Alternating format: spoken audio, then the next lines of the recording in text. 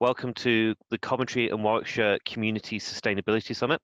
Hopefully the first, maybe annual one. We will wait and see. Um, and it's been a fantastic week, as I said, of events.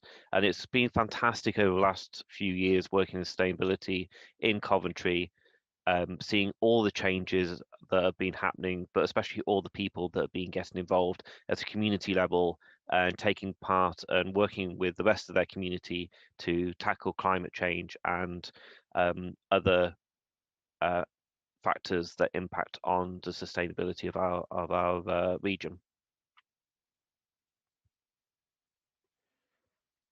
So I'm first going to cover a couple of groups, just to as they either couldn't be here or I'm part of Coventry Can as well, just so that you're aware of a couple of groups. So Coventry Can Climate Action Network, you got the website there. Basically, is working with groups across the Coventry region to bring them all together and create a kind of discussion group and forum as such, um, so that we can all work more collaboratively across the Coventry region. We've also got the same happening in the Warwickshire region as well with other groups, which will be explained later. And we're also looking to feed this network in with the council and have a two-way conversation between the community and the council. So if you're not part of the Coventry Can network yet, please do get in touch.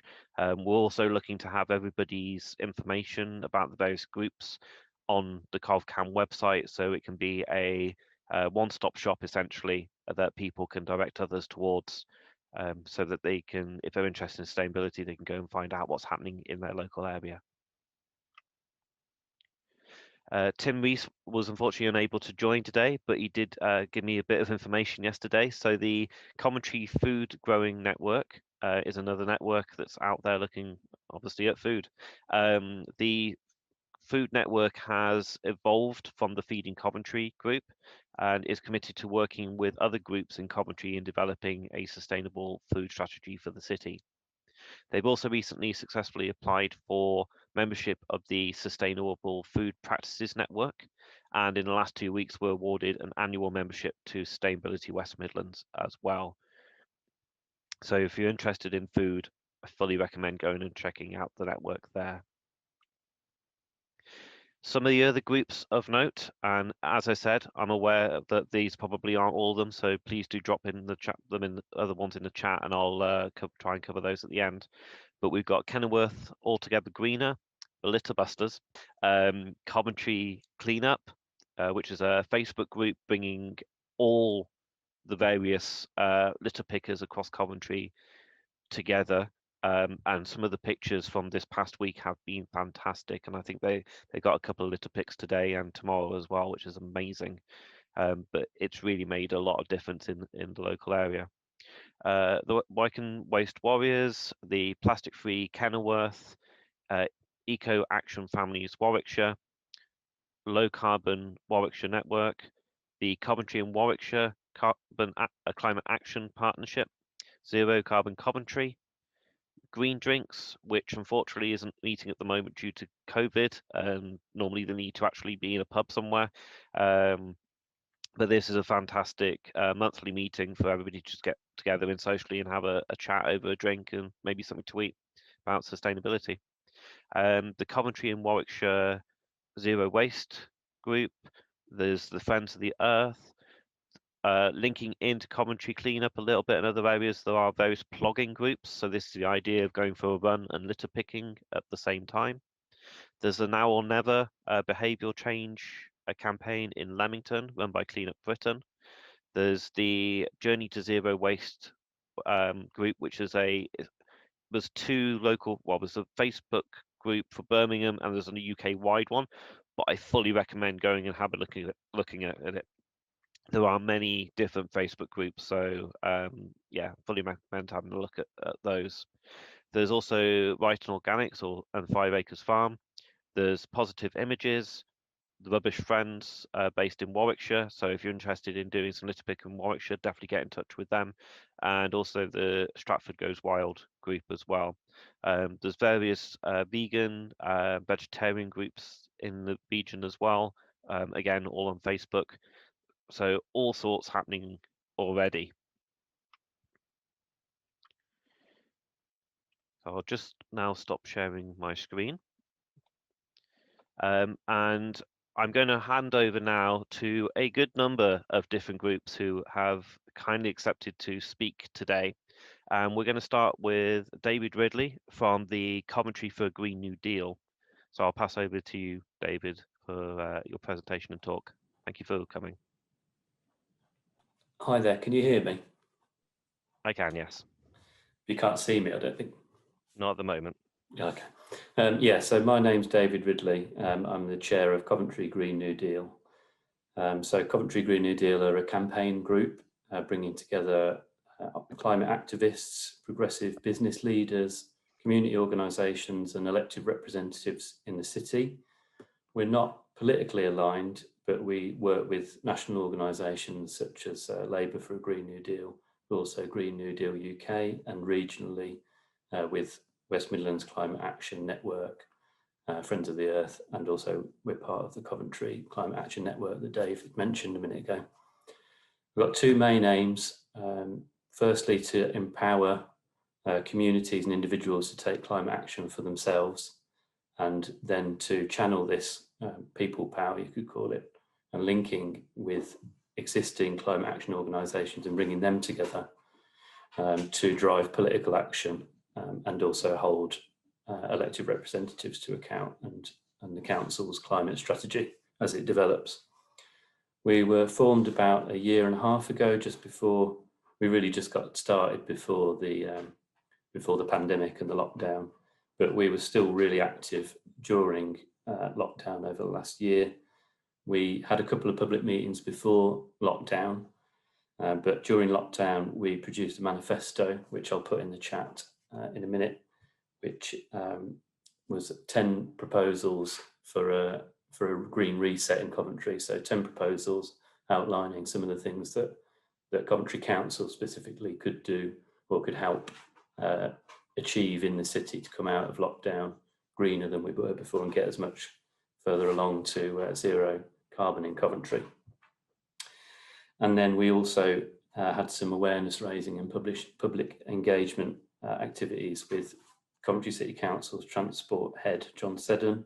We did a series of Q&As around the council's active travel strategy and also worked with the Bicycle Mayor, Adam Tranter, and fed into some consultations around cycle lanes and the kind of the pollution limiting strategies that the council were putting forward at the time. And transport has generally been a focus as well. We have done some organising work over lockdown. So we've been working with Unite West Midlands, the union, to help firstly taxi drivers to manage their transition to electric taxis. And then also we've been working with Rolls-Royce, Anstey, the workers there, in how they're going to transition what they do, considering the impact that the lockdowns had on aviation. So we're looking to get more active as we come out of lockdown and also ramp up our activities and also grow our steering group. So you'll see more of us publicly, hopefully working towards a public event, maybe a face-to-face climate assembly later in the year or next year. But we really want more people involved. So if you're keen on taking action and you want to get organising and working with communities, then get in touch. I'll also put our email. I think David's going to share all of our contact details as well. And you can join our steering group. And you don't have to commit to anything immediately, but you can just come along and have a chat and see what we're doing, see if there's anything that you're particularly interested in. We're happy to let people lead on whatever they're interested in and organise independently. And yeah, we're really looking for some young people as well to get involved, because the impact of the coronavirus pandemic on young people has been really massive. And I think it's crucial that we start making the future better for young people almost immediately. So get in contact, and thanks to David for organising this, and nice to see so many groups together in this forum, and hopefully we can all work together also more closely in the future. Thanks. Thank you very much, David. Next we have Stephen from Stratford Climate Action. Oh, hi. Again, I don't think you can see me, but you'll have to use your imagination. I look great. So I'm the chair of Stratford Climate Action, which is a local group that was set up in late 2018 in response to the IPCC's report on limiting warming to 1.5 degrees.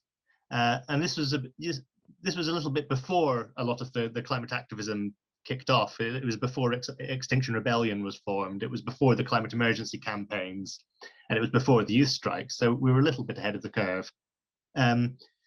We were set up as a purely local group to try and push forward climate action, in as many ways as possible. But a lot of what we've done has been adapting national campaigns locally. So we've been involved with youth strikes. We ran a climate emergency campaign quite successfully. We got the councils to declare climate emergencies, and got them to choose a 2030 date and so on. We did that with a petition, and we've lobbied the local MP and so on. And we've also benefited from national knowledge, especially the Friends of the Earth briefings. And we also do a lot of things that other local groups do, like responding to consultations, arguing against damaging proposals, and so on. But I don't really want to talk about that, because that's kind of, people know about that kind of stuff.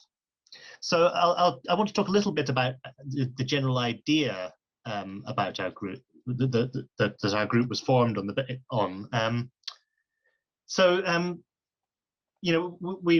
We set up trying to get people more active about the climate emergency.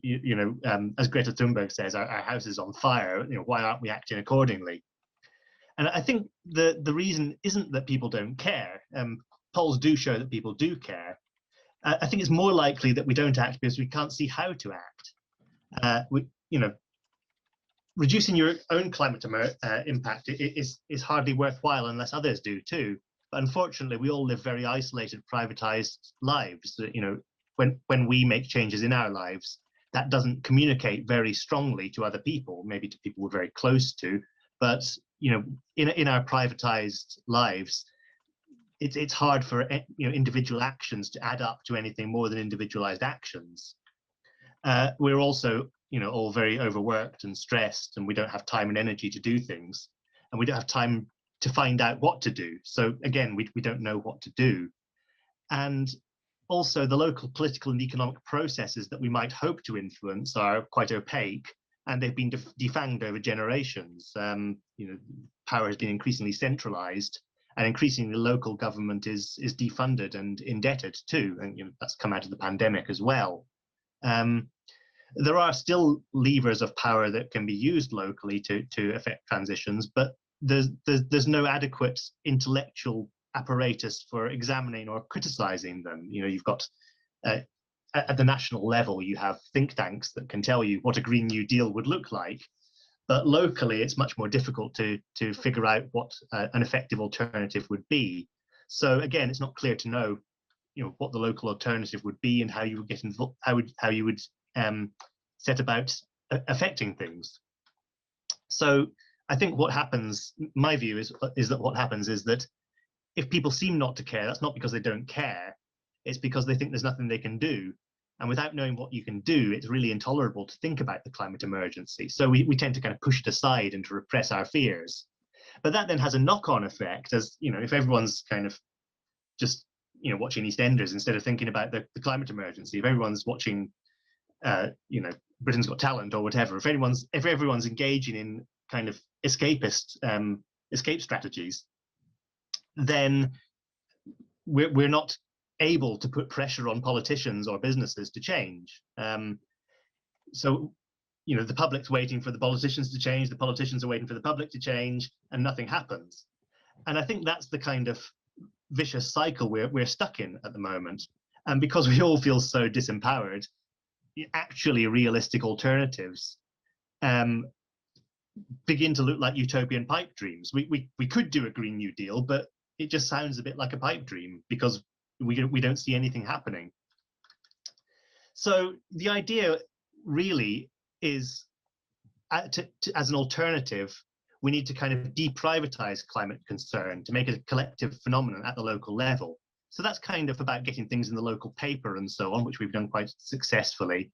But it's also about setting up local groups. You know, we've encouraged people to form coffee groups in their neighborhoods, which is something that some people have done with a bit of success. And it's about getting people active. It's about getting people involved in tree planting groups and so on. There's a lot of these things. It's hard to do under conditions of the lockdown. So this is stuff that we're hoping to start launching again over the summer. But there's a lot of appetite to get involved in ecological projects around the town. So that's something we'll be pushing, rewilding projects and so on. We're also launching a pledge campaign, which will encourage people to take actions, but also to share them with each other, to wear a badge to show that they're taking actions. And that's going to be a purely local campaign.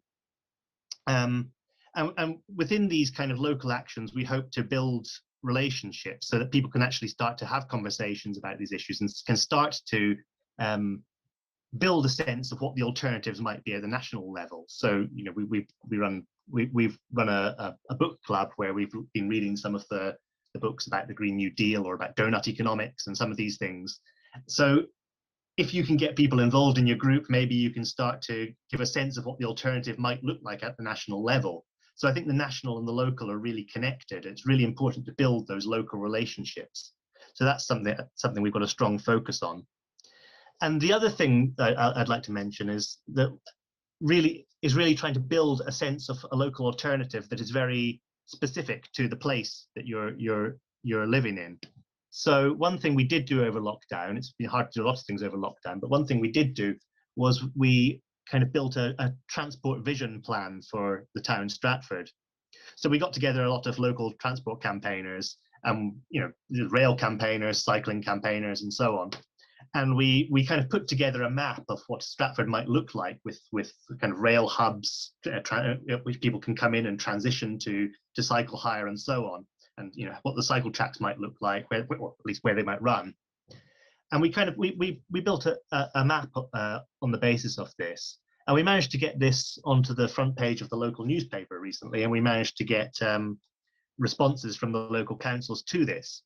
And it's not we're not transport experts. It's not a fully developed transport plan, but the aim is to kind of try and create a sense of what an alternative might look like in a very clear way that people can engage with.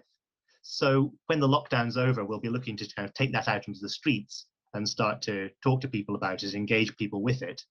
And that will kind of pass over into issues about the economy. I mean, Stratford has been very badly hit by the pandemic because Stratford is a tourist town. We just haven't had the international tourism coming in. So there's a strong need for an alternative local economy. And we just don't really have the knowledge basis locally to be thinking about that effectively. So we'll be trying to explore these issues. We don't actually have the answers, but we need to get people in to start talking about these things. We need to start building connections between universities or think tanks or other organizations and local knowledge in the community to push forward the idea of what a green alternative local economy might look like. So these are the kinds of things we've been focusing on. Probably a lot more to mention, but if you'd like to if you're in Stratford district, we're not just for Stratford town, we're for other towns around. If you're in Stratford district and you'd like to get involved in any way, we try to allow people to do what they want to do, and there's people who come in with different interests. We try to kind of form subgroups and let people and to support people in doing what they want to do. So if you'd like to get involved in any way, please do send me an email. The email address is stratfordclimate@tutanota, that's tutanota.com. I'll stick that in the chat. Thank you. That's fantastic. Thank you, Stephen. Next up, we have Christy. Yes, thank you, David, and everybody, and thanks for allowing me to speak this afternoon about our community organisation based in Warwick District, achieving results in communities. My name's Christy Namo. I'm the director and co-founder of ARC, and we've been operating around the Leamington, Warwick and surrounding area for the last 10 years. And our remit has been very much engaging people in the outdoor environment. We look at transforming underutilised, neglected green spaces into community assets that can help to contribute towards people's mental health and physical health and well-being. I'm just going to talk a little bit about our projects, and many of you might be aware already of our flagship project, the Foundry Wood Community Woodland on the edge of Leamington Spa, which is on the site of the old railway sidings of the adjacent Ford Foundry. And you can actually see in this photo on the left-hand side, the railway sidings with the old railway carriage. This is a photo from about the 1930s. And this land was essentially left derelict. The railway sidings were removed about 60 years ago, and a self-seeded wood scrub was allowed to sort of grow in that space. And in about 2012, our community group took on the site on behalf of the community to clean it up. So as you can see here, some pictures from tidying up from leftover debris from the railways, and to transform it into a community space. As you can see here, actually, if you travel from Leamington, if you travel from Coventry into Leamington on the railway line and look out the right-hand side, this is the view of Foundry Wood. And first of all, 8 years ago, we thought we'd plant a bit of a willow hedge to give a visual screen from the railway line, and also to provide more habitat on site. So within 6 months, the willow hedge sort of developed like this, and the same view now looks like this. The woodland is very lush and thriving. As with all of these projects, and I know other speakers have talked about this as well, it's very much about involving people and getting community engaged, and we've worked with all sorts of members of the community over the years, volunteer days, getting people involved in helping to create the woodland, which has given them a stronger sense of attachment to the place, and students, local residents, children, all sorts. We've also built infrastructure on site so that activities can take place in the woods all year round. And here's a photo of us building this outdoor classroom, which now looks like this, with local timber framers, experts to support the volunteers. And this is where, as I say, activities can now take place. It's not just about people. The woodlands is also for wildlife, and we take part in monitoring the wildlife through garden bird watch, big butterfly counts, and have even been managing to see badgers on site here captured with our wildlife camera. And these, I should point out, are all pre-COVID photos of the sort of activities that have taken place in Foundry Wood over the last few years, that have involved and included all sorts of members of the community, with school groups, theatre performances. I think there's some wood carving going on down there as well. I wanted to just talk a little bit more about the sort of projects that we do as ARC, engaging people in these outdoor spaces, because I think, well, I mean, there is evidence and there's research now saying that, you know, the greater the connection that people have to the natural environment, they're actually more likely to go out and take part in activities to protect and preserve the natural environment. So this ecotherapy group had started about 5.5 years ago in Foundry Wood, and using the 5 ways to well-being, which you can see here and people might be familiar with. It's a group that's open to any adult who wants to come along, who may be struggling with their mental health or anxiety, any sort of depression, want to come along and connect with others, connect with the natural world. We're active in the group. We'll be physically active by looking after the woodland. We take notice of the change of the seasons, of each other. We keep learning by sharing all of our different skills, and we give our time and being with each other. Again, some pre-COVID photos of the sort of activities that would take place in the woods, and again, all year round. And we also give back to the space. Here we are creating the mosaic sign that now is fixed at the entrance of the woodland, so people can find their way into Foundry Wood. Other projects that we've been involved in over the years have been transforming neglected spaces. There's a little pocket of land in South Leamington, Packington Place, which you can see here previously was just a concreted area with some rubbish bins and very low scrubby sort of bed, and we installed some raised beds, decorated them with colourful mosaics which were made by members of the community, and have planted it up so it's now a vibrant you know, pocket park, green space on the edge of town. And again in South Leamington, a disused burial ground that has been neglected, owned by the district council but not really maintained. We worked with the local community to see what they would like to see planted there, and planted more diverse species, again to encourage wildlife in an urban environment. And I mentioned there community consultation, obviously, and engagement is key to the sustainability of these projects. You know, getting people involved in them from the start means they then want to care for them and stay connected to them in future. Health and well-being is a strong theme in all of our projects, and the another activity that takes place in a woodland just outside of Leamington is a woodland well-being course here at Tallis Wood, which is outside Radford Semele. And this is where we run more in-depth nature connection courses where people can come, as I say, connect more deeply with themselves through connecting with the natural environment, learn skills, but also, you know, learn about the woodland.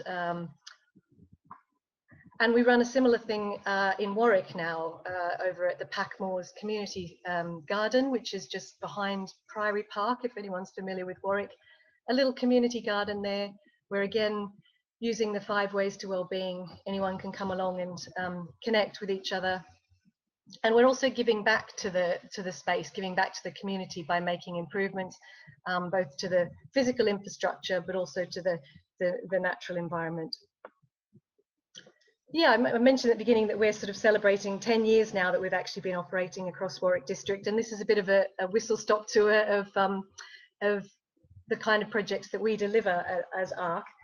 I guess I'd say that we really promote sustainability by creating and building connections between people and their natural environment, and we know that a stronger connection to nature helps to build healthy and resilient communities. I mentioned research earlier. There's a department at Derby University who are working on nature connectedness, and they've published some really interesting work around evidence-based work around that stronger connection to nature, helping to people take action to care for the natural environment.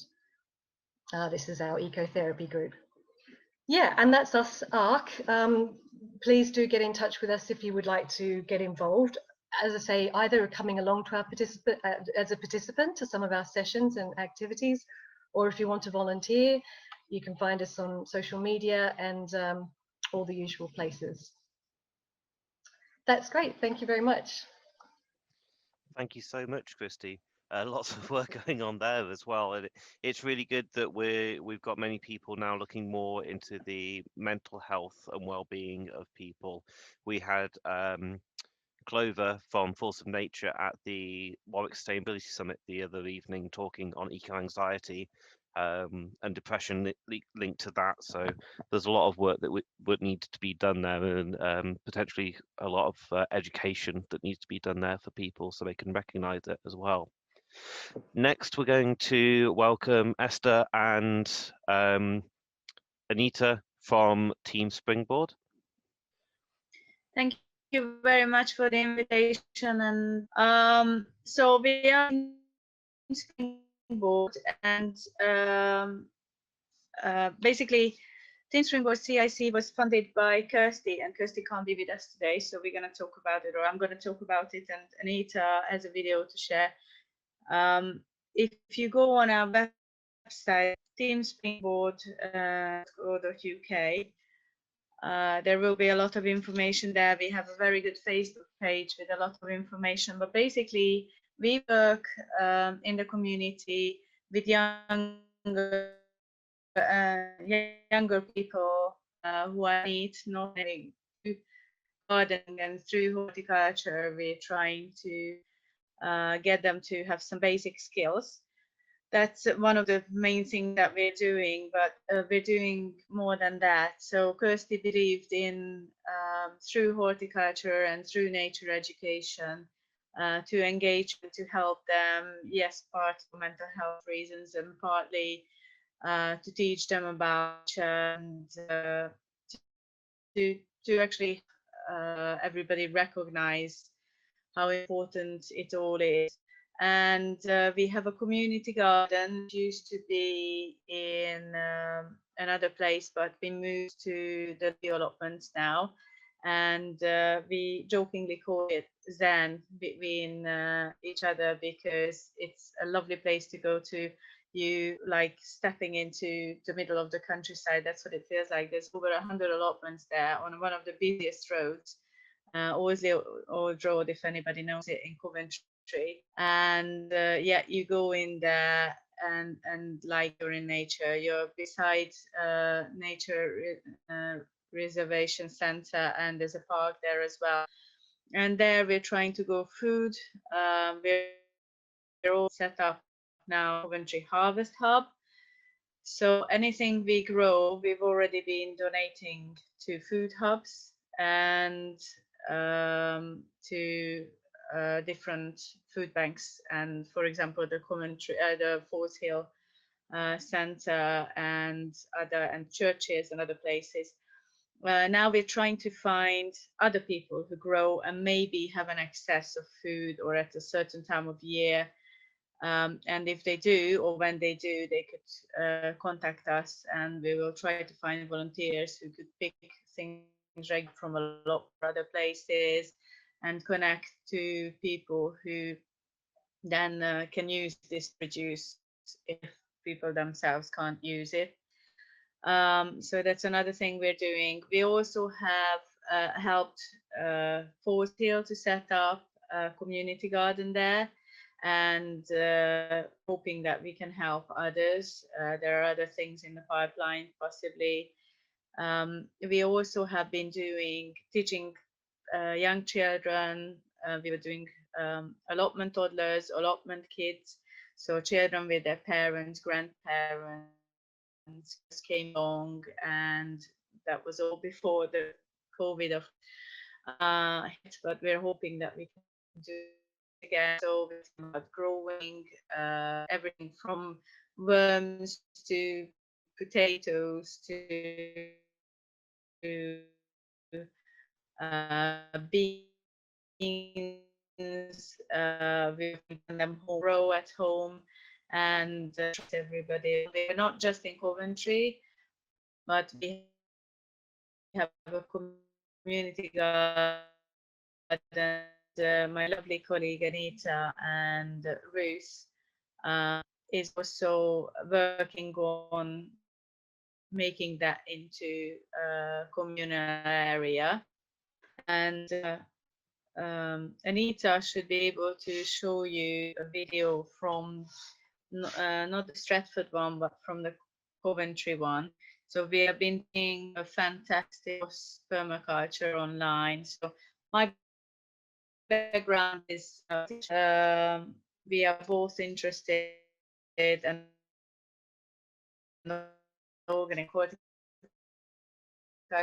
If you and any of you have heard of it or not heard of it or not, it's like organic but cool system, and trying to make it more practical, less input, more output without. And we also try to go out and give advice to other people. So if you need horticultural advice or helping with growing children or young people, then please let us know.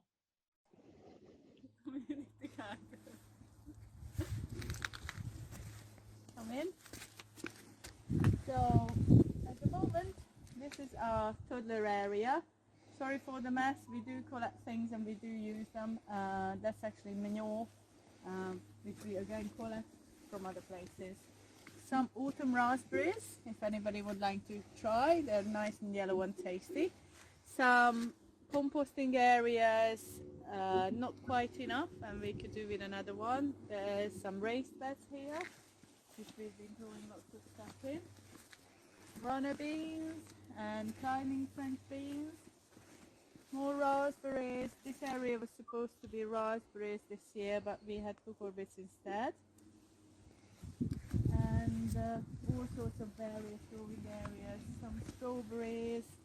I'm thinking about this as a possible seating area, little garden, but this year we were focusing on growing food to give to food banks. There's a lovely shed which is really well built, full of all food that could really do enough. And there's one greenhouse here. The babies are coming out soon, baby plants. We use all sorts of things. So anything we find in a skip. Shall we go and look at the pond quickly? Nesting among some lovely aster is a frog pond basically to enable wildlife, and it's a bath. And then on this side, more raised beds which are not that easy to water. The shed, which has a really good roof for water collecting, and we're already doing some of that. And we have to protect everything from wildlife because there are pigeons here, foxes, squirrels, even deer. We need some areas for things that we collect. We are very big skip hunters. We have some extra soil, and there's a lot of cardboard there. We have this orchard area here with apple trees and berries at the back, and there's a fire pit as well. And then we have this big building, which is at the moment is a bit tropical, but very soon the cold's going to get to it. Unfortunately, the wind has taken some of the top bits, but this is the only covered area we have. Okay, that's the end of the video. That's fantastic. Thank you. It's really interesting to see be able to see what's happening. Obviously with COVID at the moment, people aren't able to maybe get down to some of these spaces. So it's really good to see some visuals of the things that are happening in the local area. Thank you, Anita. Well, the next speaker is Greg from Food Union. Greg, are you there? Hello. Yeah. Can you hear me? We can, loud and clear. Brilliant. I'm going to share my screen. I've got a little PowerPoint presentation. So Food Union was founded in 2014 and is one of the POD's citywide social activism programs that exist to create conversation and action around food. In Coventry, people throw away in Coventry alone, 60,000 people live below the breadline, while in the UK, we throw away 7 million tons of food every year. We believe that something has to change, and so Food Union is here to help search for solutions which build and strengthen communities, uniting people through the common language of food. Food Union works out of a 3/4-acre site located on the Sherborne Valley allotments of 4 Pounds Avenue, and in usual circumstances would be open to our members 3 days a week for working sessions, where we maintain our site, cultivate new ideas about food growing, and connect with like-minded people who share a common love of gardening and growing. Our main goal is to grow the bulk of the produce that is served at the Pod Cafe, located on Far Gosford Street, which is a plant-based cafe, but along the way empower our members with knowledge and food growing experience. We aim not only to build a sustainable vegetable garden that encourages growth of food and biodiversity, but to also share skills that our members can take home and emulate. So Food Union is made up of our 2 coordinators, including myself and Mark Hammond. Mark is the former head gardener at Wrighton Organic and has amassed over 20 years of horticultural and food growing experience. And I have just finished studying for a qualification in environmental conservation. So currently, Food Union has just under 100 active members. Being a member of Food Union gets you access to our weekly gatherings and workshops, where we tend to the site's seasonal needs and hold conversations around how we can build upon our knowledge of sustainable practices. As well as our weekly sessions, we also host events, gatherings, and working parties at least once a month on our site.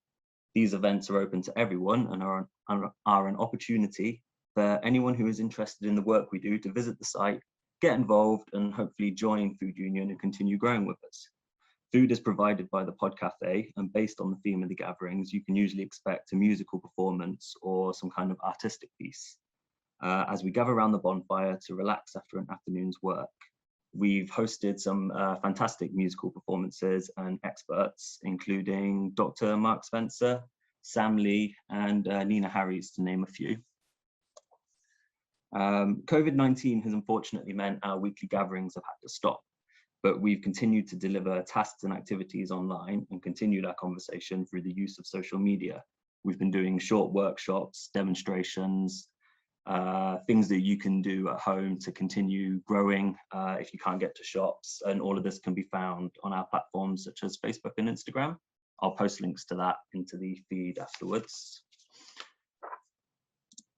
So becoming a member of Food Union is free, and it takes about 2 minutes to sign up. We encourage gardeners of any experience to join us, and whether you have a garden, allotment, or balcony, we can hopefully help in discussions about gardening more mindfully. We have a link to sign up online via the council website, and becoming a member gets you perks such as discounts on meals at the Pod Cafe, and all sessions can be banked as credits via Time Union, our sister program that you will hear about next. I got through that a lot quicker than I was expecting to, so I do have if anyone wants to ask any questions, please go ahead. But I guess I could also say that we've got a lot of events coming up with City of Culture. I'm not sure how much of that I can talk about yet, but we're also going to be partnering with Charterhouse and Historic Coventry, and we're going to be developing a kitchen garden on the grounds there, which our Food Union members will also have access to come and join in at. So that's worth it's worth signing up so you can get some more information about that. So yeah, does anyone have any questions? Yeah, so for those people that won't be able to see the chat, who may be watching on Facebook, would you like to say what the links are? So yeah, you can find us on Facebook or Instagram, and Twitter as well. Just type in Food Union Coventry. Yeah, so if you scroll through any of our social media, you'll find links to all sorts of little workshops and demonstrations we've done. So our main focus is obviously on growing food, but we're trying to build a sustainable garden, which means trying to create habitats for all kinds of biodiversity. We also do sessions on companion planting, polycultures, how to do bed rotations.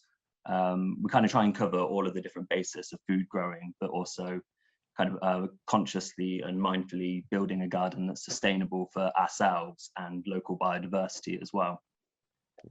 Our site, we're so, oh, sorry, go on. I was going to say, and for the uninitiated, what is a polyculture? A polyculture is building a bed where everything kind of feeds each other, I guess. So a kind of typical allotment would include a rotation where in one bed you have, say, carrots, in another bed you'll have legumes and beans, and in another bed you'll have squashes. A polyculture is about intercropping all of these different varieties together. So for example, you might put your onions next to your carrots because onions stop whitefly from being attracted to your carrots because they mask the normal smell with the kind of allium smell. You could plant your squashes around the bases of your beans and your corn, and that will stop weeds from growing out of the ground. It blocks all the light out so that weeds can't amass around. So it's about sort of companion planting your plants in order to stop yourself from having to interfere with the ground too much. I think it's fantastic the amount of work that's happening in Coventry to help people learn to feed themselves, also tackle some of the food poverty that's happening. I'm aware across the country, 1 in 10 households are currently in fuel poverty, and there tends to be quite a strong connection between those two.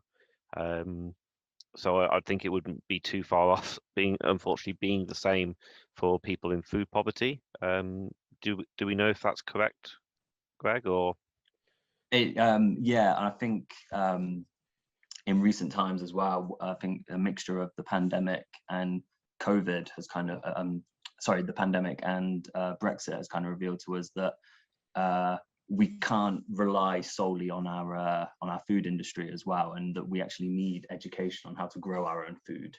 I think it's important that that knowledge is universal, that we all know how to grow, no matter on what kind of space we have, whether it be a garden, whether it be allotment, whether it be a balcony, we can produce our own food still. So that's kind of something that we try to do at Food Union, is kind of share those techniques and skills. Yeah, and certainly food is one of the main things that people can have an influence on when it comes to their footprint. One of the largest areas is just to eat less meat, for instance, and maybe go to a more plant-based diet. So that has a strong effect. We do have one question for you of what happens to the harvests? Are these distributed to members? So the bulk of our harvest that we grow goes to the Pod Cafe, which is a cafe in Coventry. Some people might be aware of it. It's a plant-based cafe, and the meals reflect. Sorry, the meals don't reflect the pricing, so it's very cheap for a meal, but it's all fresh, locally sourced vegetables. We try to grow enough that we can share some produce with our members. So we do give away our access to anyone who comes and joins in with our sessions. But what we also try and do is sow extra, so people have plants that they can take home. And if they have space for it, plant it at home as well. That's fantastic. Thank you for coming and speaking, Greg. It's been really interesting finding out more about Food Union. Thank you. Thank you. So we're now going to hand over to Hannah Williams from Time Union. There we go. Can we all see Yep. that? Yeah, that's perfect. So yeah, I'm Hannah. I'm going to be talking about Time Union, which is the pod's other citywide activism programme. So to give a little bit of background, the pod, as well as being a really nice plant-based cafe, is a secondary mental health service, which is part of Coventry City Council, and we're focused on rights-based practice and social brokerage. Through our mental health work, we recognise that sort of individual recovery is really linked to the regeneration of the city, which is kind of where Time Union comes in. So it was established in 2014, and it's a time bank, which means that members share their skills with each other. The only currency is time, and members earn credits when they share their skills or spend credits when they request skills from other members. Time Union kind of differs from normal volunteering in that members independently and actively engage with Time Union when it works for them, so it's really flexible. In Time Union, there's also a strong mutual benefit aspect. It's a circular economy where you put skills in and you get skills out, and this means that as more and more skills are exchanged, the more socially sustainable Coventry becomes as a city. So to put it simply, Time Union facilitates the cultivation of your time and skills, your connection to the city and its people, and promotes positive social change through mutual sharing. So I'll give a bit more detail about Time Union, and then I'll start talking about how it all links into that ethos of sustainability. So anyone with a connection to Coventry can join Time Union, which we define as anyone who works, lives or studies in the city. Because members exchange independently, we do limit this to adults only, but we get a massive variety of people exchanging their skills. Some of our members are people who've worked with us in their mental health journey, but most aren't. Our members range from uni students who are new to Coventry, exchanging with someone who's retired and looking to learn new skills, to volunteers, to people in all sorts of professions and industries. The only thing Time Union members really have in common is their commitment to sharing their time and skills and their connection to Coventry. So this is just a little visual representation of some Time Union exchanges. We can see how they cross all over the city and cover basically every area of the city. We see people from the most affluent and least affluent areas of the city exchanging skills with each other, because the connection isn't based on like your immediate area, but from skills across the whole of Coventry. The little plane on the top left is actually an international student who kept skill sharing from their home country. So that was pretty cool. So in terms of how exchanges actually work, it's kind of just a few little steps. So the process is you contact us requesting a skill, let's say making kimchi, and we'll get in touch with a member who's offering help with making kimchi. And if they're happy to offer that skill, then we'll set up a group email or a meeting for the both of you to discuss what you'd like to get out of the exchange, and the other member sees if that's something they can offer. And then if you both agree, you arrange the exchange independently of us, and then let us know how much time you exchange so we can update everyone's time credits. Some of the most common questions we have around time union are around skills.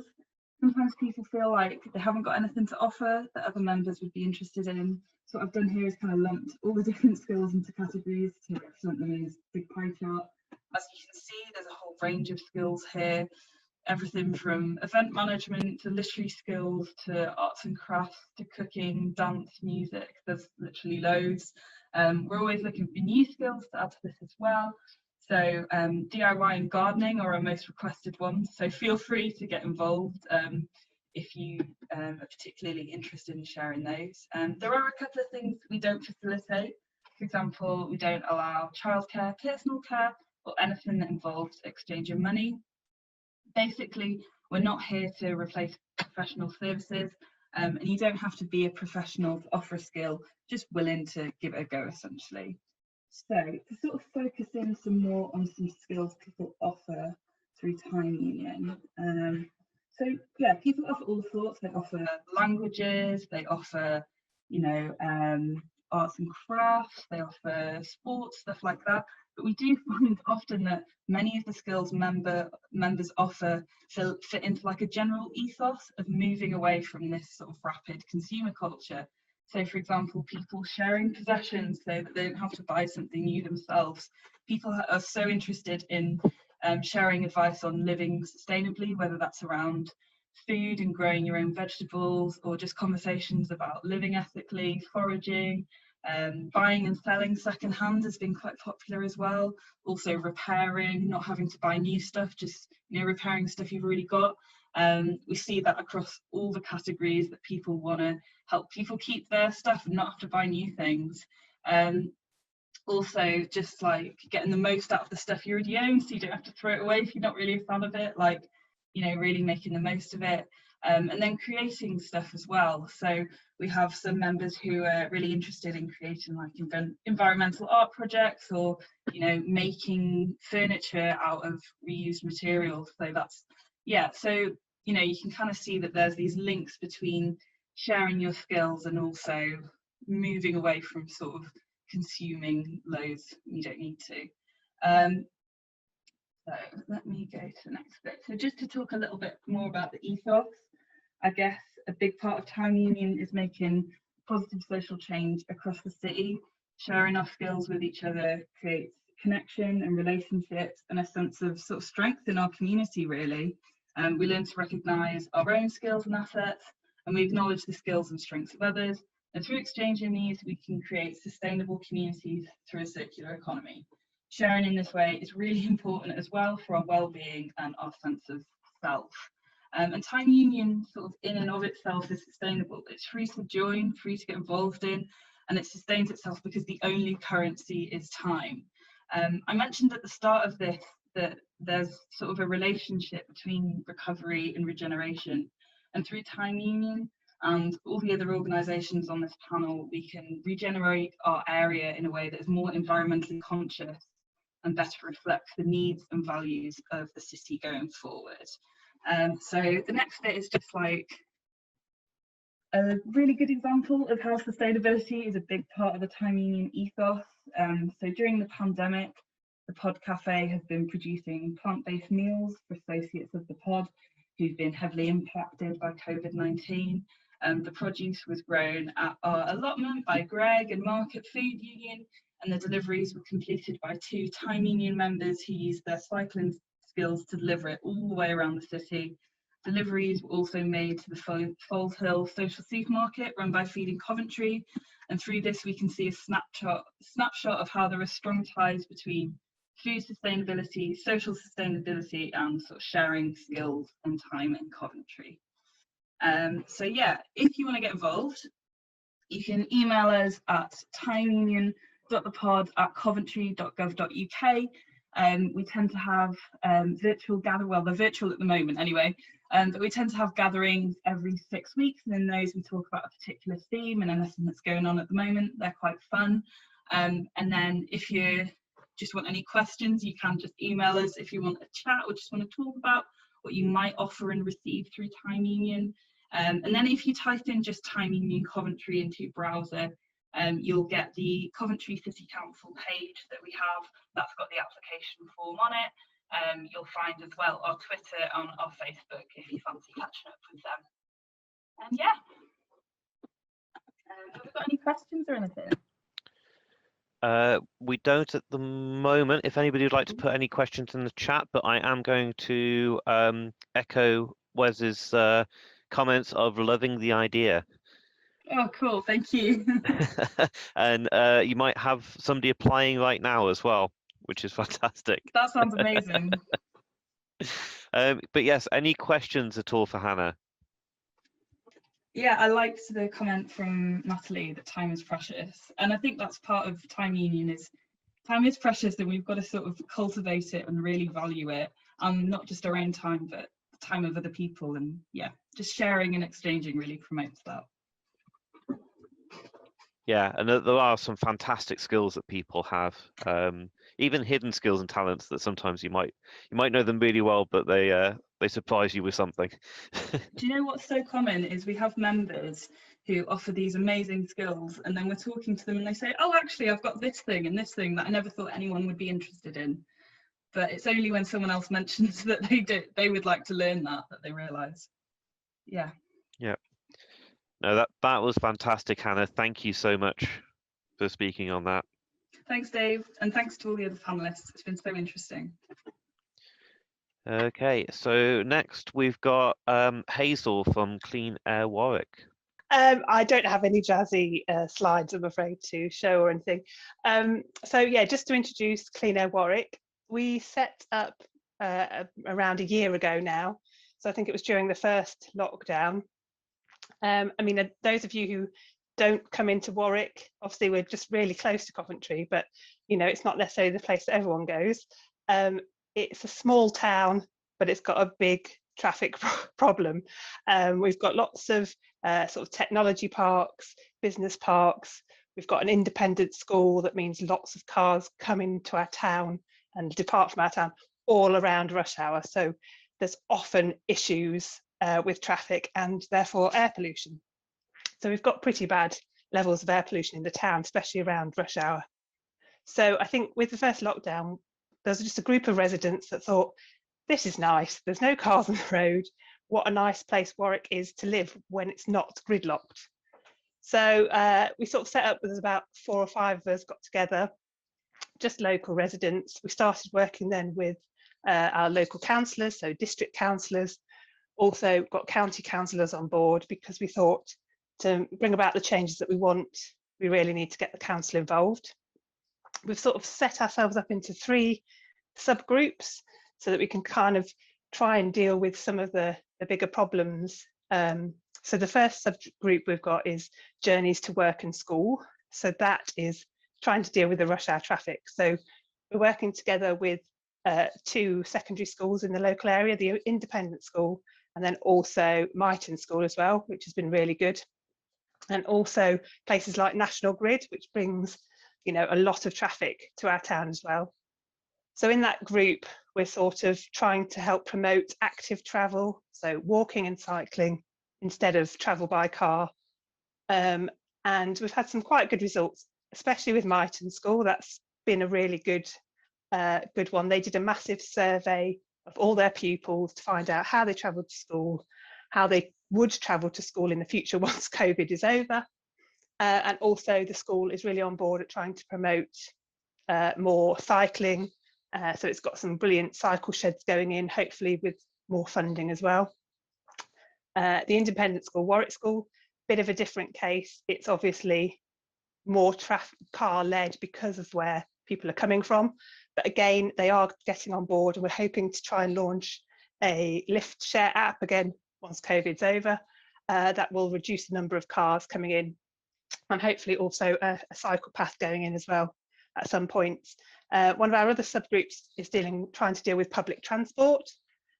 We're sort of stuck with Stagecoach dealing with all the transport, so it isn't very competitive in terms of pricing.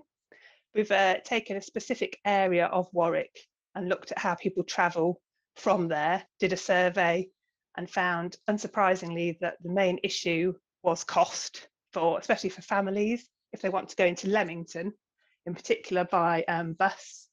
So they were all sort of saying, oh, it's easier to get an Uber, it's cheaper to get an Uber.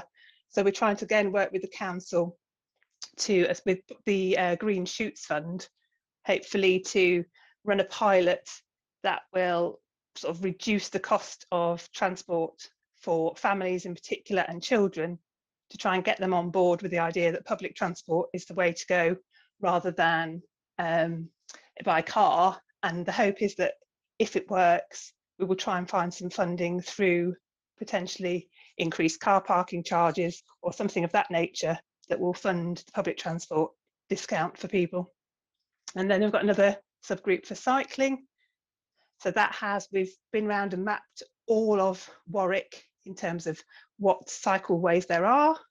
Oh, there aren't many, and the ones that aren't there aren't up to obviously the latest modern standards with fully segregated lanes. So we've put together a map, which again we've submitted to the council, and we're hopefully working with them to try and get as much of it as possible implemented into Warwick, so that more people can cycle safely around the town. I think that's it, really. We've got a Facebook page that people can follow, Clean Air Warwick. We've got an email address, cleanairwarwickuk@gmail.com. But if anyone has got any questions, please ask. Obviously, we're always keen for more people to join us. If you live in or around Warwick and want to help, then we'd be more than welcome to have more volunteers on board. That is a lot of information. I know, sorry. No, There's probably more. It's absolutely fantastic. It is really important that we're all thinking about how we're getting around, and yeah, in Warwick, but in other areas, including Coventry, the amount of pollution levels are high. I believe that 1 in 8 deaths in Europe, so across Europe, including the UK, can be linked to air pollution at the moment. So that is a incredibly high level of deaths being able to link to that. So it's fantastic to see people on a local level tackling this issue. Yeah, we've also got actually with Myton School, we managed to get some funding for some air pollution monitors, these plume flow monitors. So now that the schools are back, Myton School are running a sort of like a project based with these air monitors that we've given them. So results of that will be coming out, I suppose, in the summer. Now that the children are back, they can use the monitors, walk to school and back, cycle to school and back. So we can get a better picture of, the worst times and the worst areas, obviously, of where pollution is collecting. Indeed, yeah. I have seen as well other schools across the country use various ideas, such as the kids going out and talking to parents idling their cars outside on the school run and things like that, asking for them not to choke them essentially with exhaust fumes. So there are all sorts of projects happening. It's great that we've got you doing all this work in the local area as well. We're going to move on now. Thank you, Hazel. That's all right. We're going to move on to Fiona and Claire from Sip and Swap. Hello everybody, and thank you for allowing me to join today. So just to start, I'd like to set the scene. You're a youngish, young, middle or even old-aged female. The weekend's approaching, you've got a social occasion on the calendar, you've decided you've got nothing to wear in your wardrobe, even though that's not actually true. And of course, the brief glance at the rails confirm this in your mind. So it's off to the nearest fast fashion outlet to satisfy your need to consume. And worse still, and I am guilty of this, it's the night before a party, the shops are closed, nothing to wear. So you log on to your fast fashion outlet and, you make your purchase. And indeed, one night it was 11 o'clock at night, the dress arrived the next morning at 11 o'clock in the morning. I had it in the suitcase at 12:15, and I was off to my party in Bristol. And the item was worn once and never again, along with all the other items hanging in my wardrobe. So from first-hand knowledge, I'd say this experience is not unique, and dare I say it's probably more the norm in terms of consumerism if fashion is your particular interest. Now, if you throw in the pressure of social media, Instagram, and the consequential pressure of being photographed on different occasions in the same dress, what a crime.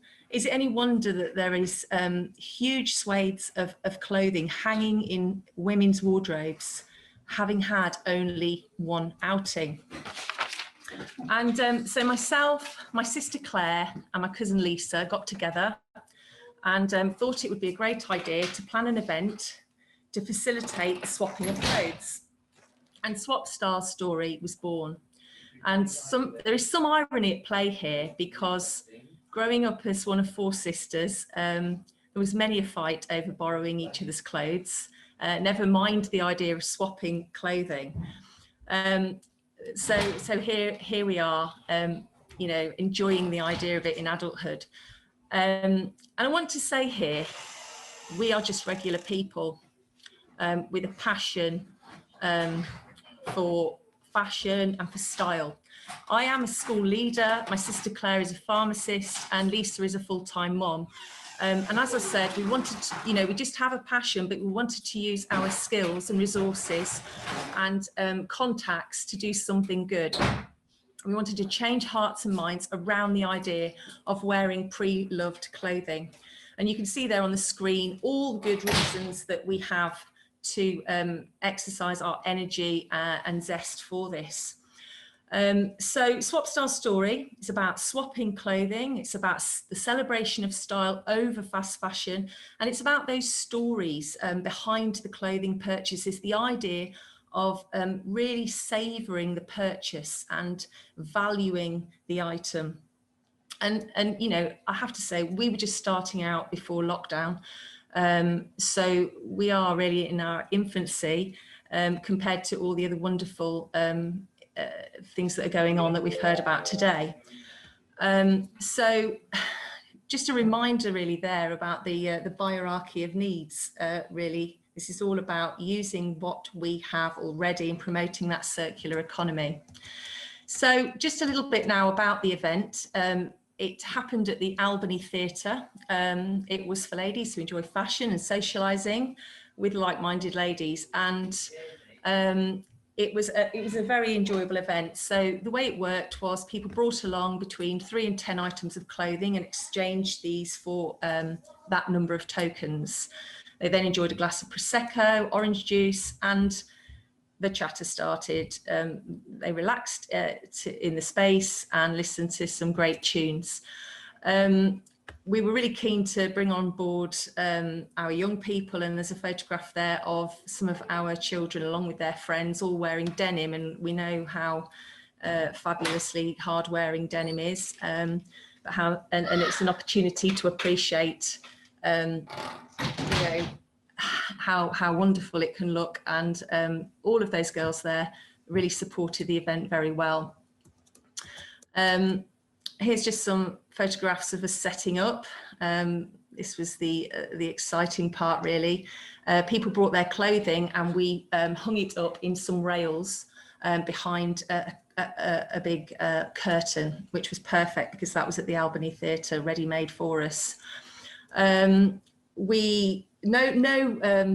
fashion event is going to run without fabulous music, and our DJs from Sin Crew certainly delivered. Sin Crew is a not-for-profit organisation in an arts organisation in Cambridge, based in Cambridge, and they operate dance, theatre, hip hop, and our 2 female DJs there really brought it home on the event.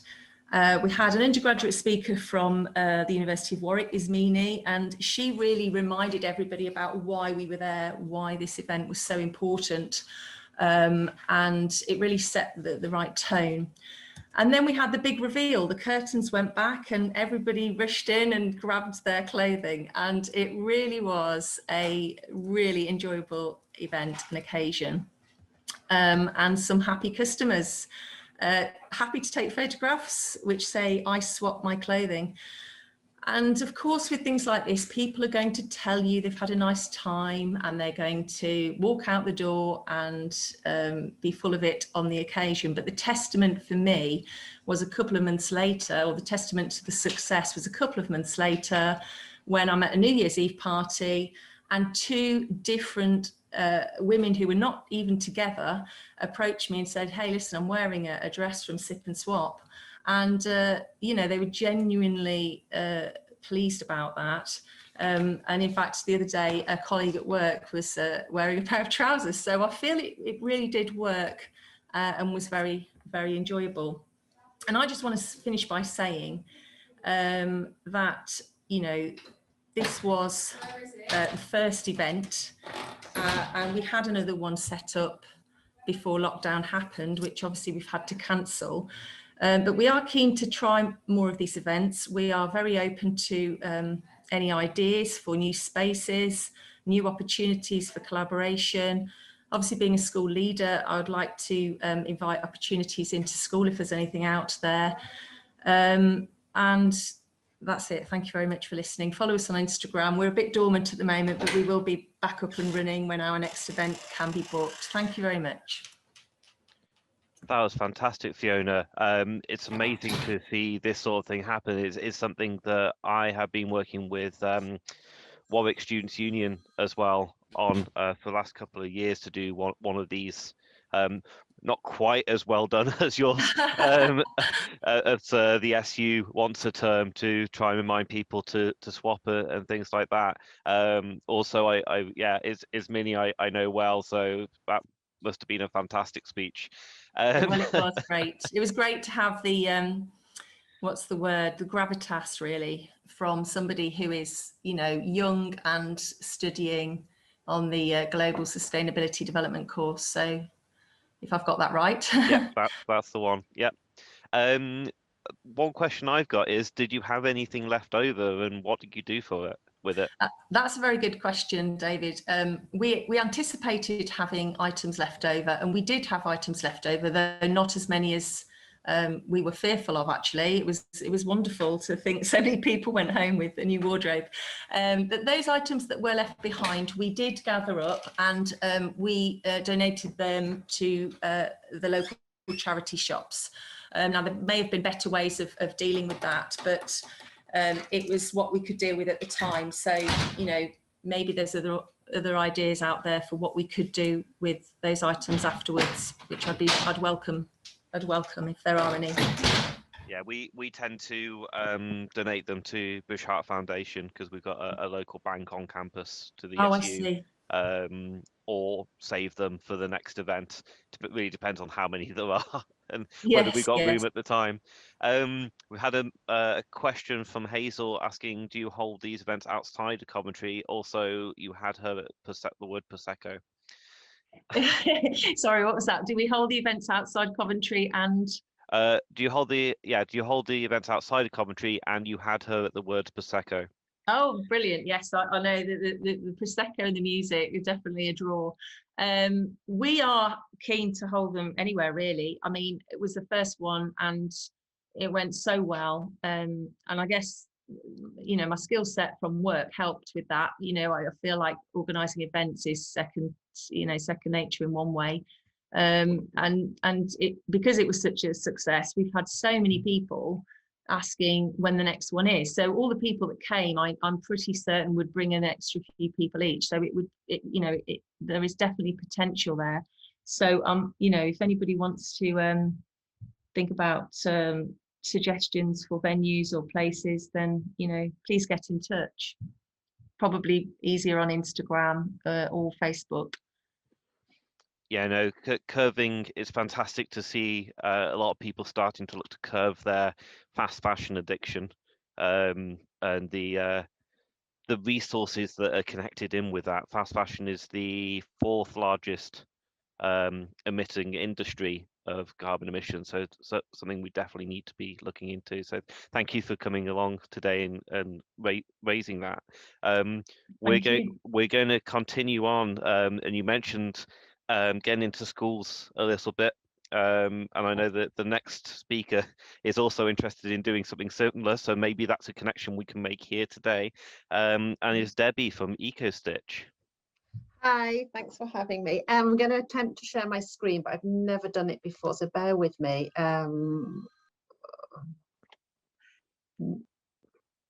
Sorry. Is that share? I know.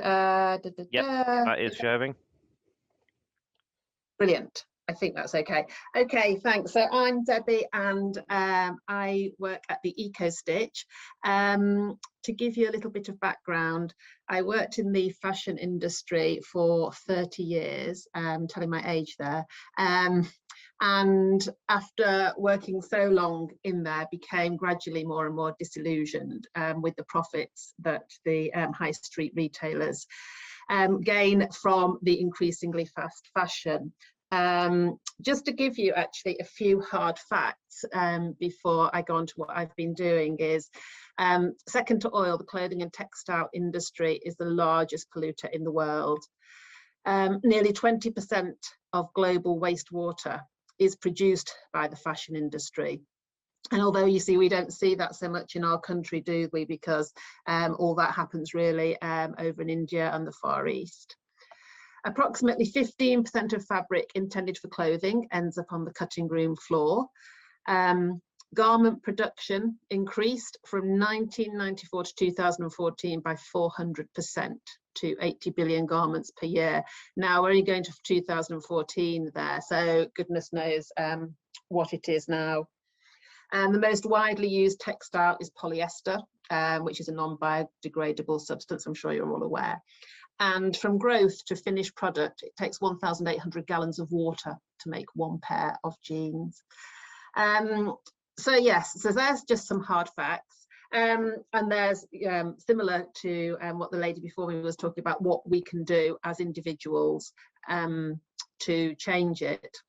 So from going to swapping clothes, renting clothes, secondhand and vintage, remaking, repairing and upcycling. And I guess remaking, repairing and upcycling is kind of the segment that I fall into along with education. So my personal goals are to upcycle and alter wherever possible. When actually, I'm just going to talk around these more than talking through them, to be honest. So when I sort of set up on my journey to do this, my prime concern is to educate young people. And I contacted schools in the local area with a view to going in and holding either, you know, sort of extracurricular classes, whether it covered like the sort of PSHE, the social class, or whether it was as an after school club. So giving schools an option of, you know, would they be interested in me teaching about waste in the fashion industry and the joys of upcycling.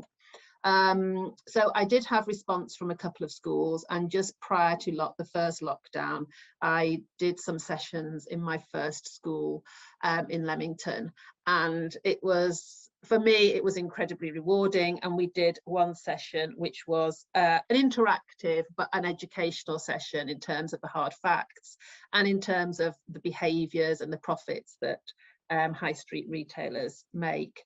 And then the sessions following on from that, we actually did upcycling, and each there were girls actually in this instance, it's not restricted to girls, boys as well. Each girl brought in an item of clothing from home, and they did a design board each, saying what they were going to do, what they were going to take it from, and what they were going to do with it. Then we started the actual upcycling process. The school that I went into, it actually was a good learning curve for me as well, because the school that I was in was a school that had a fantastic design and technology department. So they had sewing machines, etc., etc. So it'd be interesting to actually go into a school and try and do the same thing where they've not got machines. I mean, all these things are possible without a sewing machine. You know, yes, it is a little bit more restrictive if you've not got any sewing knowledge, but the course or the lessons, you know, can be tailored to suit. So that was really rewarding. And then, of course, lockdown hit and I've not been able to get back into that. Other things that I had planned, similar to the lady before, was I had to hold a session for a group of ladies on a much smaller scale, I might add, in a hair salon in Leamington. And in that, the idea that I have is that ladies perhaps bring along one item of clothing that they're not wearing in their wardrobe, or they've got stuck in their wardrobe. We have a glass of wine and we sit around and chat about, okay, what could we do with that item of clothing? Is there anything you could do with it that would make it wearable? You know, is it too long? Have you grown out of it? Do we need to put some panels in, etc., etc. Workshops for younger people as well, where they can make things that, you know, don't require a sewing machine. So learning a few sewing skills. So they might like to make a little case for their iPad. They might make a greetings card, sewing a heart on it or something, or they might make a bandana for their pet, or bandana for themselves. So simple things. And yeah, just promoting again the idea that repairing and upcycling and altering wherever possible, and buying second hand. So the other thing we've actually got planned now, hopefully with Action 21 in Leamington, is to do a fashion show in that it's in their store. I've not actually discussed the details with them. So doing a fashion show, obviously, of second-hand clothing and promoting that idea. So like everyone else, yeah, also I am on Instagram and Facebook, if you'd like to give me a follow. I am just one person on my own, so yes, just anyone who would like to get involved, more than welcome to have a chat. And thank you ever so much for listening to me. That's fantastic. Thank you so much, Debbie, for coming along and speaking what you've been doing. It is an important skill to be able to do those things to clothing, and I think one that's missed from the education system at the moment. Yeah, just having a quick question to see if there's any a quick check to see if there's any questions. None at the moment, but yeah, I'm sure there might be a couple in the chat. But Hazel says great work. Thanks so and much. I completely agree with her. Thank you. Thank you. So next we have Joe Hand from Geeky, and although Geeky isn't particularly a overly local group, I thought it'd be well worth having Joe come along today and explain what Geeky is and how you can get involved to help to take steps to help to alter your own personal carbon footprint. So Joe, over to you. Hi David, hi everybody, thanks for having me here. I am going to share my screen with you, and I wanted to start just by giving you a bit of background on Geeky, and then showing you how you can reduce your own carbon footprint. So I set up Geeky with my husband James in 2017, and we wanted to help people live more sustainably. That was and is very much our aim, because I think most of us want to do the right thing when it comes to the environment, and thankfully more and more people do want to do the right thing, but it's often very hard to know what right actually looks like. So we in 2018 we created an app called Geeky Badges that rates about 280,000 UK supermarket products on sustainability, health and ethical issues. But we always wanted to go further than that. And last year we launched Geeky Zero, which helps you understand the totality of your lifestyle. And the reason why we're doing this is simple. We have a fairly short space of time to deal with the climate crisis that we're facing. So this graph shows how emissions have gone up since the Industrial Revolution. We're here today. This is where we need to get to by 2030. and 2050 it's net zero. Now, clearly, this is going to take monumental efforts from every part of society across the globe. Policy, business transformation are crucial, but also what we can do as individuals is really important, because actually about 70% of global greenhouse gas emissions come from people and activities that we do in our own lives and you know, in our households. So this is what that same graph looks like for an individual. So we are at approximately 9 tons carbon footprint per person per year in the UK, and to keep temperature rise below 1.5 degrees, we need to get to 2.5 tons. So, you know, cutting it basically in 3 in the next 10 years. So this sounds like a challenging task. It is a challenging task, but thankfully there are ways to do it, and that is why we set up, why we created Geeky Zero. Now, this is a completely free tool. Anyone can use it anywhere in the world. Actually, it's you can use it on your phone or on a computer. And we start by, when you first sign up, we ask a few simple questions to give you an estimate of your carbon footprint. David, I just wanted to check, are you seeing Geeky Zero there? We are, yes. Good, thank you. So here you'll see how your footprint shapes up, how that compares to that 9 tons in the UK, how that compares to a global average, which is about 5 tons, and wealthier nations tend to have bigger per capita carbon footprints, and how that compares to the all-important target to cap temperature rise at around 1.5 degrees, which is what the scientists say is a safe limit. So you can also then toggle through and see how your footprint shapes up across different parts of your lifestyle, and then dig in and get much more detail. So it totally depends on your appetite for putting in information, but here we cover every part of our lifestyles that we have direct control over, and you know, anything from holidays, who we bank with, how we get around, what we eat. We've even got, if you're a dog owner, we've carbon footprinted every breed of dogs. You can go in there and see what the impact there is. And if I just dig into one footprint here, so here you can see, you can either go in and push in every single type of food that you eat. To be honest, most people probably don't do that unless they love data. Or you can go in and make an estimate of, let's say this person is going to be, I don't know, let's try vegetarian, and then see what that does for their footprint, and say that most of their food, fruit, veg, and what they eat is locally grown. And then if we save that, that will then show how that impacts people's footprint. And all of that will show up again on your progress page where we were just now. But equally important is, you know, what can we do about our footprints? And here we've got 130 different steps that you can filter in terms of area of your lifestyle, how easy or difficult they are, and what their impact is on the planet. Because I think it's really important that everybody can find things that are relevant to them and that are achievable, actually fit with your own budget and your own lifestyle. So if we have a look at transport, for example, you know, there are some super simple ones like swapping a trip for a bike ride.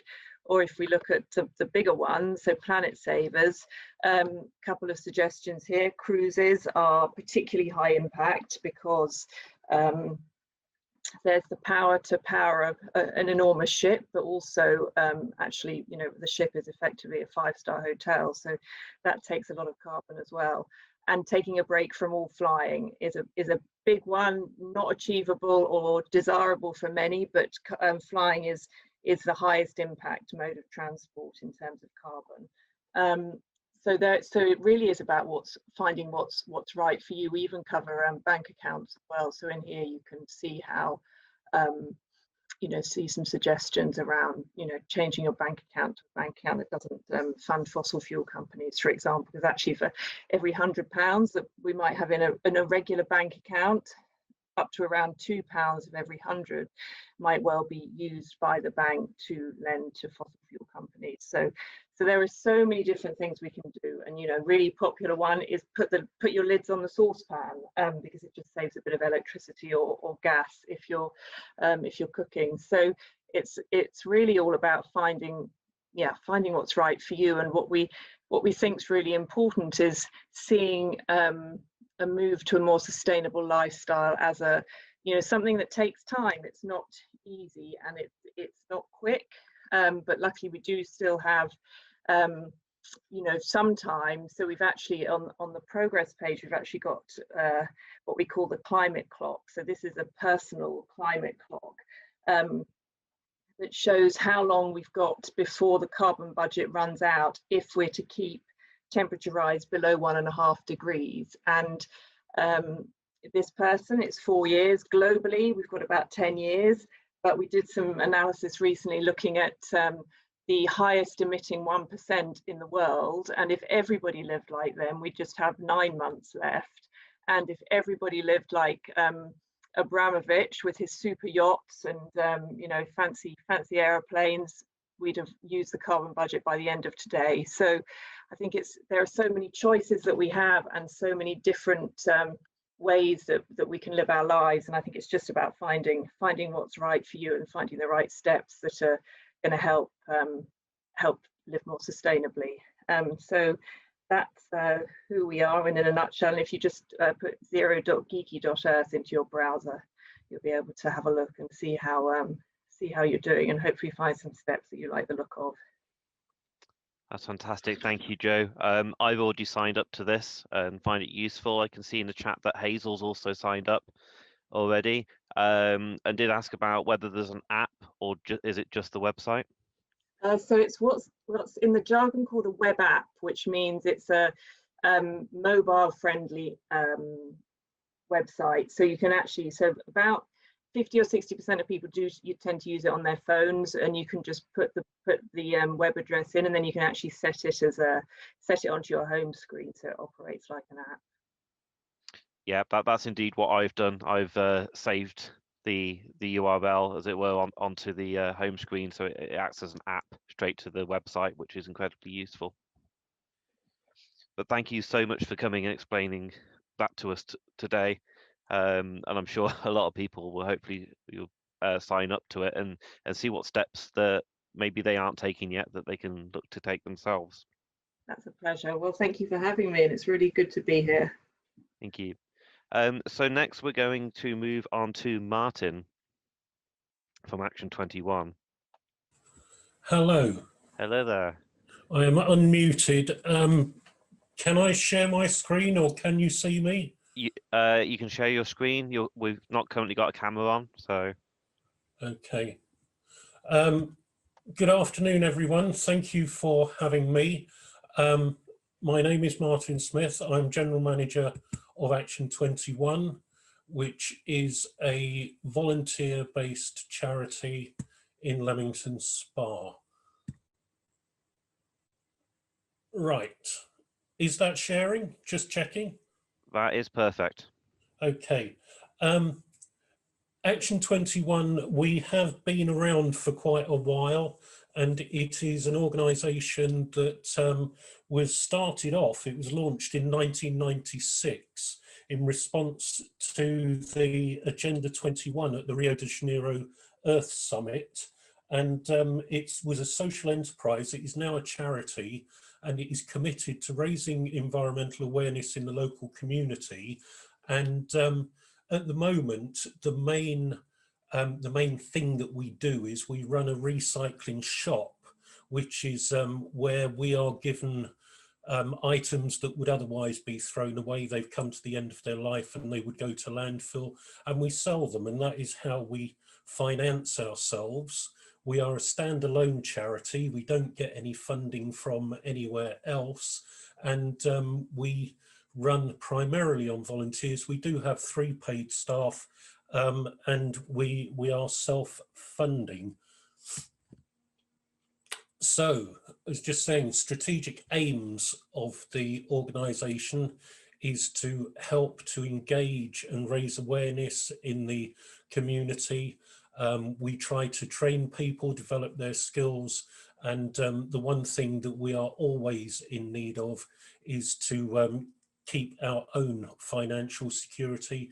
And it is actually quite difficult to find somewhere to operate from, because around our area, buildings like the one that we work from at the moment, which is an old warehouse, tend to be demolished and turned into student flats, and we're trying to compete in that kind of a market. But here's some stuff that you might find interesting. I've headed this up and said most years we keep more than 140 tonnes out of landfill.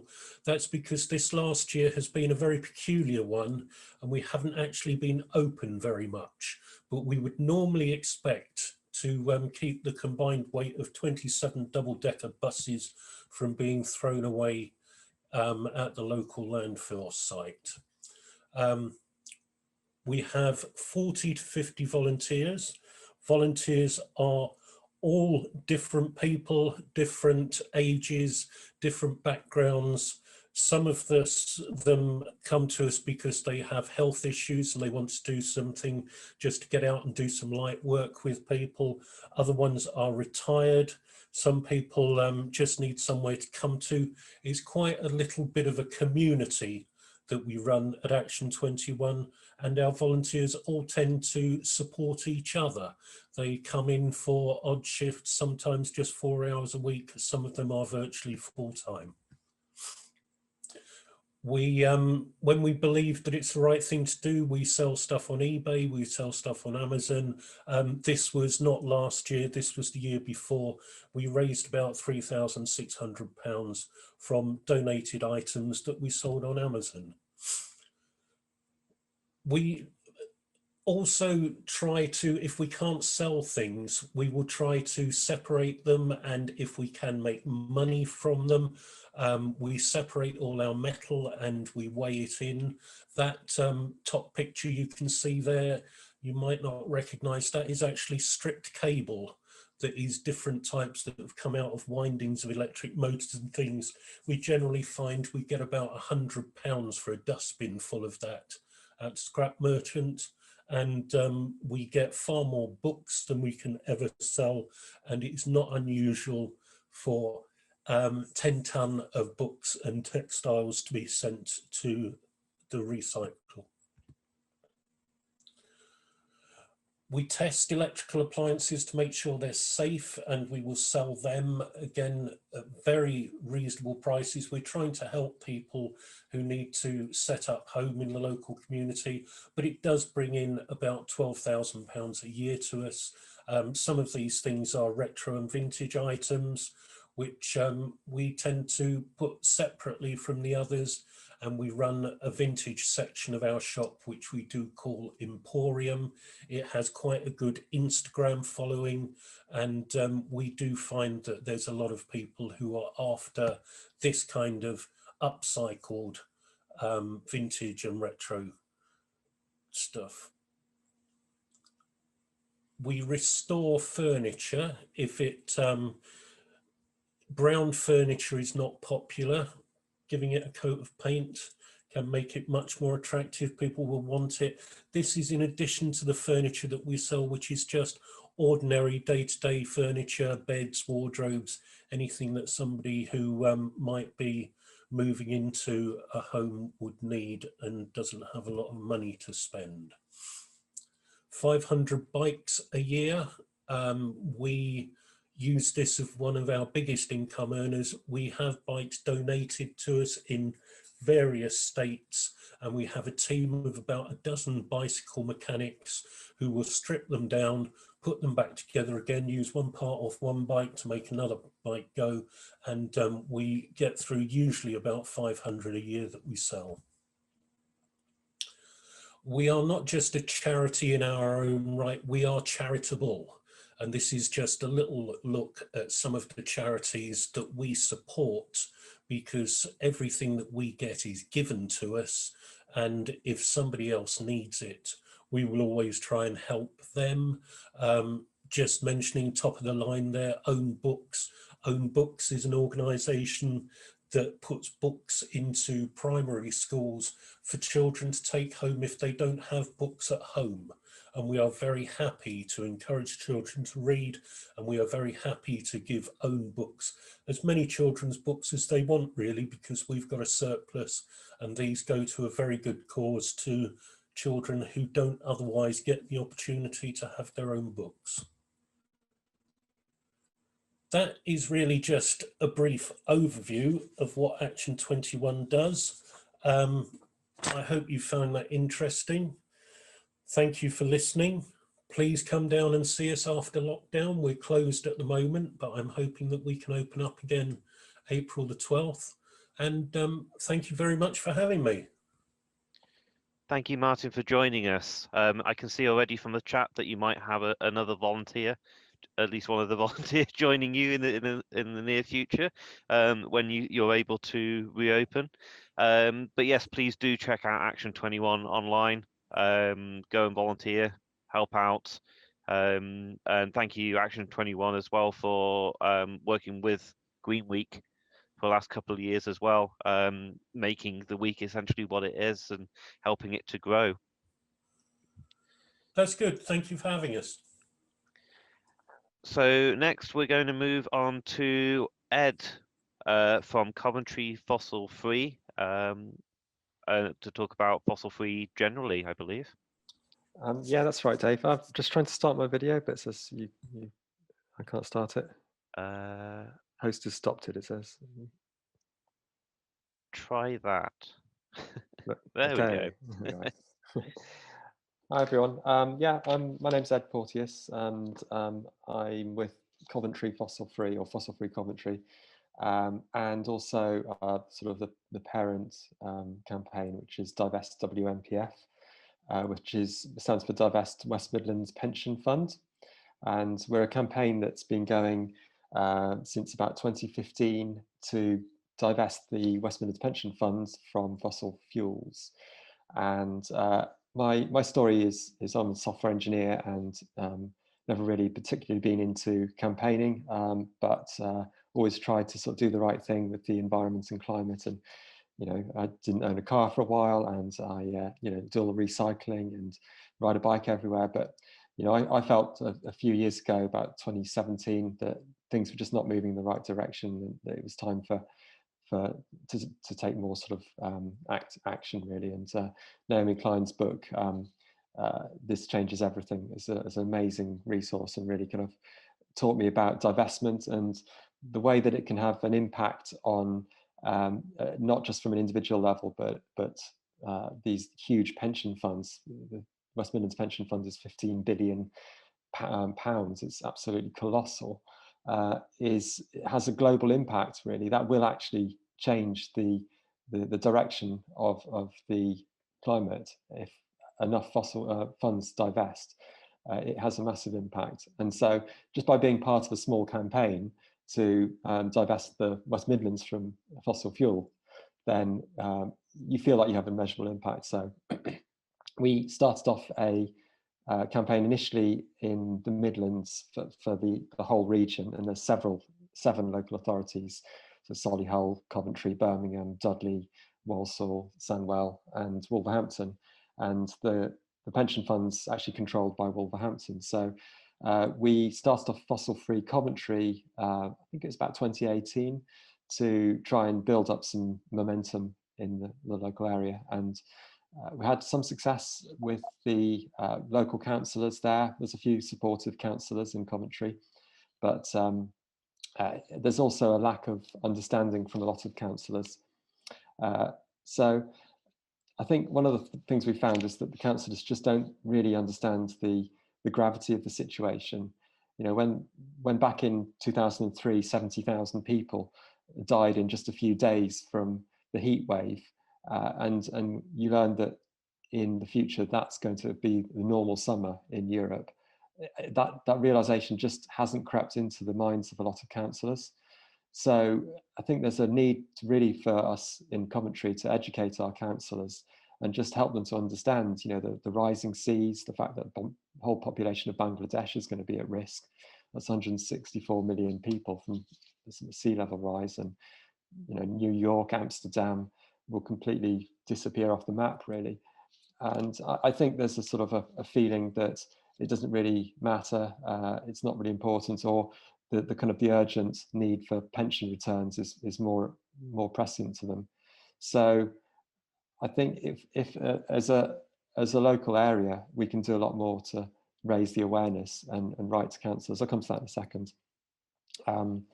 So I think some of the issues around fossil fuel divestment are about stranded assets. So one of the things we try to push to the councillors is that each time that basically the fossil fuel companies are piling money into new oil rigs and drilling tar sands, Arctic oil and stuff, and they're really betting on the fact that we're not going to do anything about climate change. So your pension, or if you work for the council, for example, your pension is being invested for a future that is going to be unlivable. It's going to be not somewhere that you or your children will want to live in. And it makes no sense really to be investing in those kind of industries. But just from a financial point of view, if the world does do something about climate change, and it's looking increasingly like, with Joe Biden's administration, they are being a lot more aggressive on climate change, and the fossil fuel companies are getting really worried.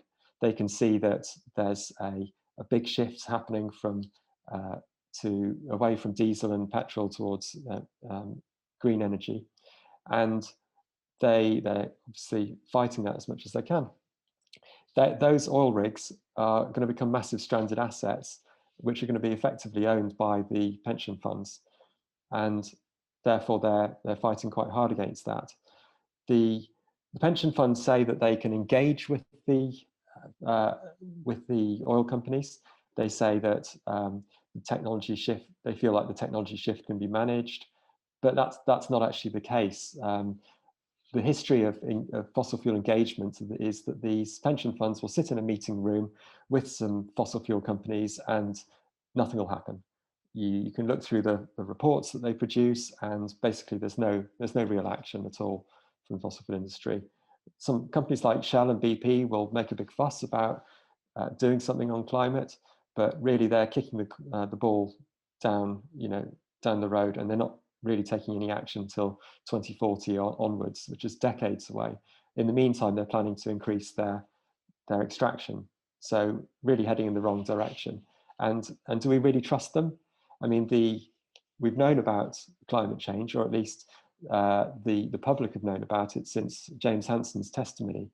That was in 1988, but Exxon, they knew about it. Documents show that they knew about it in 1977. Yet they kept all of that secret. They then took action on climate change, which was to try and kill any action on climate change. They killed the Kyoto Protocol. They started the Global Climate Coalition and started spreading misinformation. And these companies haven't basically changed. They've changed their tactics a bit, but they can't be trusted on climate change. So therefore, the pension fund needs to divest. So what are we trying to do to do that, and what action can we take here in Coventry? Well, I think the main thing is that you vote for your councillor, and the local councillors are actually responsible for the pension fund ultimately. Each of the regions, the Sandwell and Birmingham, Coventry, they each have a representative on the pension committee, which are the trustees of the pension fund. So if you write to the local councillor and ask them to put pressure on the pension committee, that committee will have set the policy that can say we will divest, we will stop engaging with the industry, we will start divesting from it. They've had enough chances to do something about climate, they've not taken it, they're not shifting fast enough, and it's time to get out. And actually Coventry have a very supportive member of the pension committee, Bali Singh, who's excellent and has been really holding the fund managers to account, and that's to be applauded. But I think he needs the support. So the more councillors that are pressuring for it, if they could pass a motion in Coventry Council, that would make a big difference. And what should you do if you want to get involved? Well, I mean, at the very minimum, go to our website, which is divestwnpf.org. I'll stick something in the chat. We've just created a page where you can use a template letter. You can email that to your councillor. If you want to get more involved in the campaign, it would be great to have more people from Coventry, and just let me know in the chat or by email. I'll put my email address in the chat. And we're actually having a meeting tomorrow night, and you're welcome to come along and find out more about what we're up to. So yeah, thanks very much for your time, and if anyone's got any questions, just let me know. That's fantastic, Ed. Yeah, I think it's really important that we're looking at where our money's going, whether it be our pensions, our banks, connection to the banks, the mortgages, and also where our money's going as far as just buying things. Really, are we promoting maybe some of the questionable brands as well day to day? So we really need to be tackling who's got our money and what they're investing it in. So thank you for joining us and talking on that. So next, I believe we got Kathy, but I'm not sure she's joined us just yet. So we'll move on for now to I believe Rachel and Anne.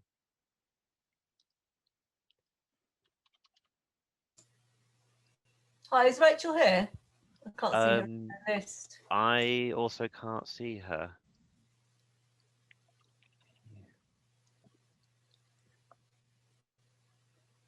Okay, in which case, Jess, are you okay to go next? Grapevine? Yeah, sure. Hi. So I'm just going to take a moment to share a screen, if that's okay. Let's see if this works. See if the Zoom overlords are pleased. Right, I think that's working. Do let me know if it's not. That is Hello. working indeed. Brilliant, thanks so much. Hey, I'm Jess. I work for Grapevine, and I just want to present a couple of things to you quickly. Some on behalf of other people and some on behalf of a new project that I've just started. So firstly, my colleague asked me to mention to you Collaboration Station. I think it has a full title of Collaboration Station for the Coventry Nation.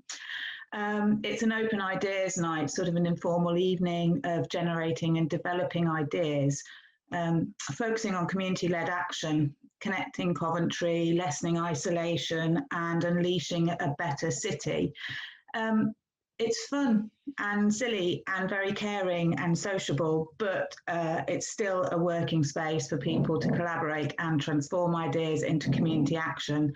And it takes place once a month on a Wednesday night, currently online, of course. And the next meeting is this coming Wednesday at 5:30. So you can find out more about that by searching Collaboration Station Coventry if you're on Facebook, or have a look on connectingforgoodcov.com, connectingforgoodcov.com, and I'll put these in the chat afterwards. Connecting for Good is a movement to end social isolation in Coventry, actually, and it offers a whole ecosystem of projects and opportunities, including Changemakers University, which teaches people the skills to be activists in their communities. So cohort 3 of that, our third run through of this training, that group are graduating this coming Friday, and a new round of training will start through soon. So if you think any of that might be of interest to people you know who are passionate on any kind of issue and they'd like some skills and some confidence building and to expand their network, you can find out about that on Connecting for Good too. They did give me, I'll be honest, they gave me a little poem, but I'm not very good at poems. I'll give it a try. It's short.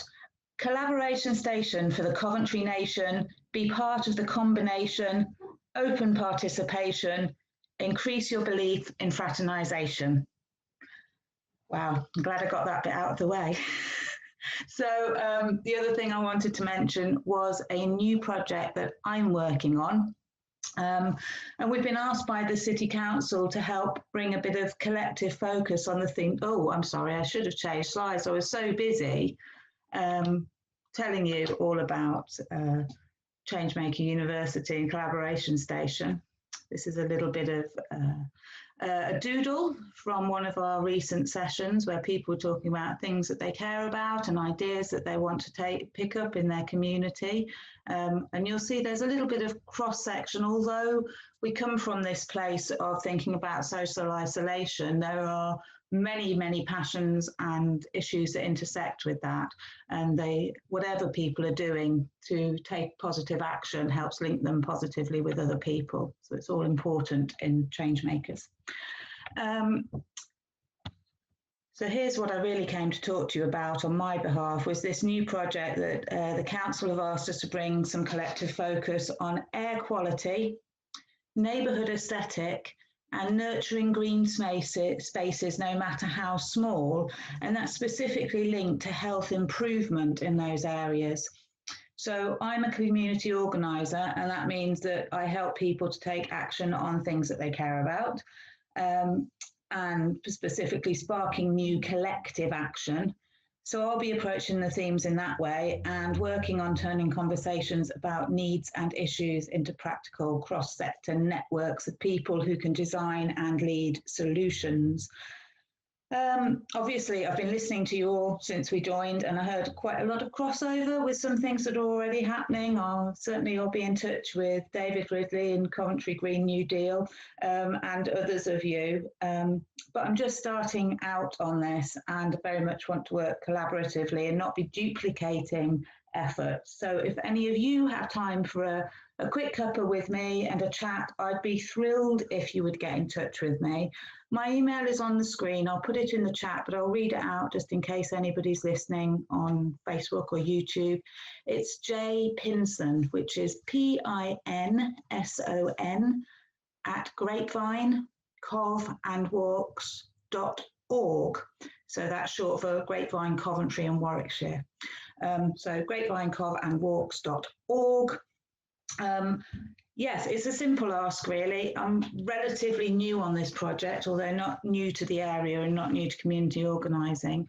But I've been really inspired and delighted, and I've been scribbling away listening to you all. So I'll certainly be in touch. Thanks so much for letting me be here this afternoon. I've rattled through that, mindful of time. If anybody's got any questions, please do put them towards me. So Esther said we would like to work with you, Jess. Thanks, Esther. Team Springboard with Grapevine. That's great. I've got your details written down, so I'll be in touch. Yep. Are there any other questions at all for Jess?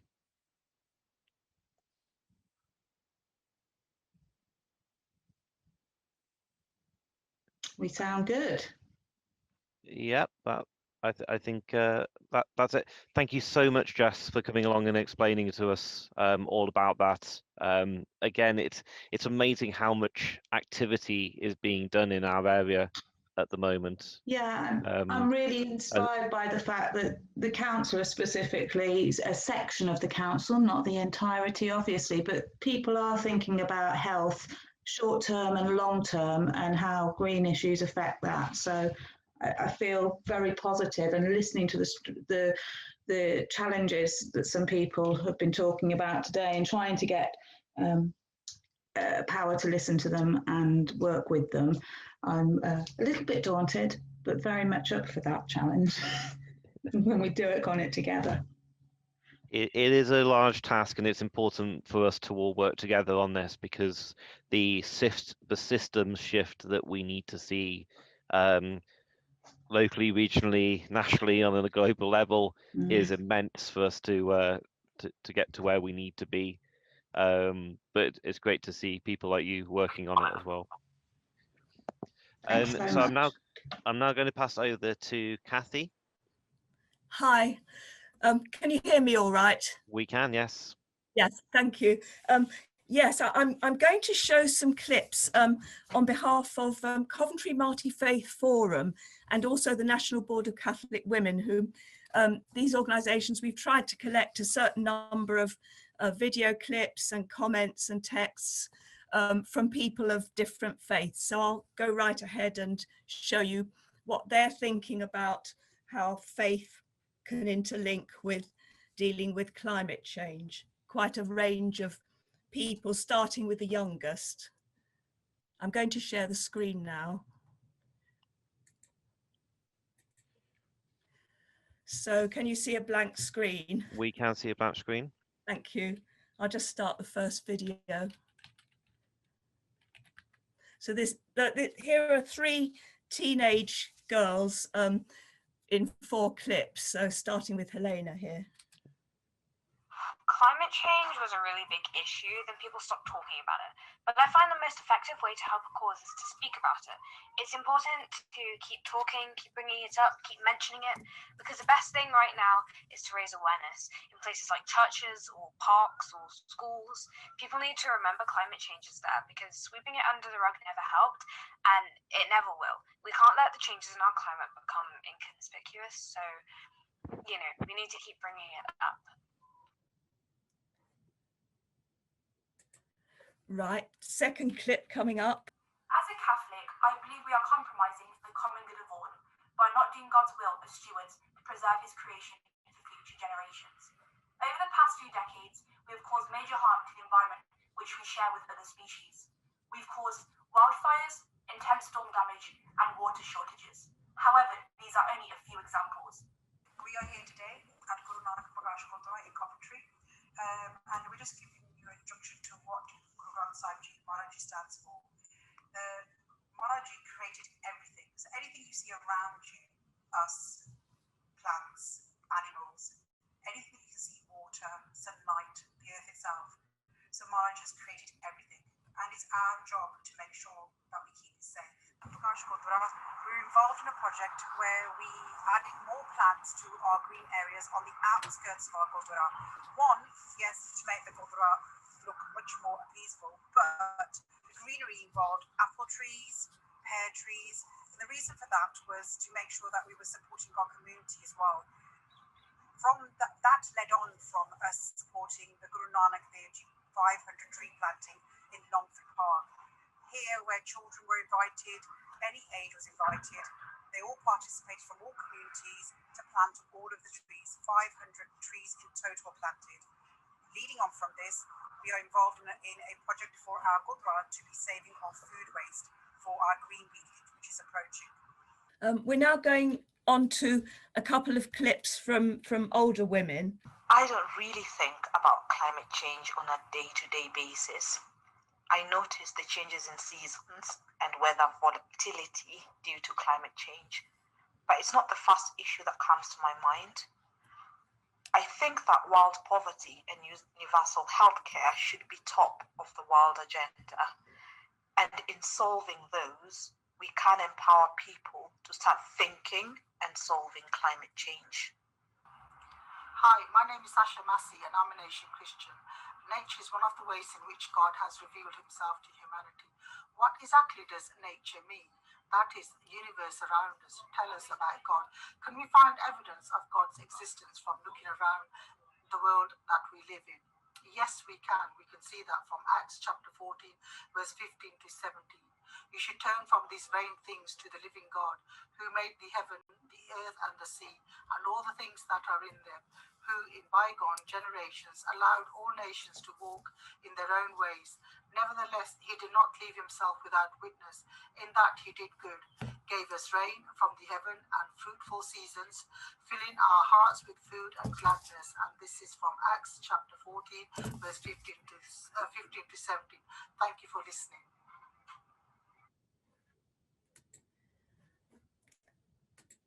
And just to finish off the clips, we've got 3 contributions from Lynette, Ruth and Anne, who in the form of things written on the screen. So I'll just try and leave them there as long as it takes to read them.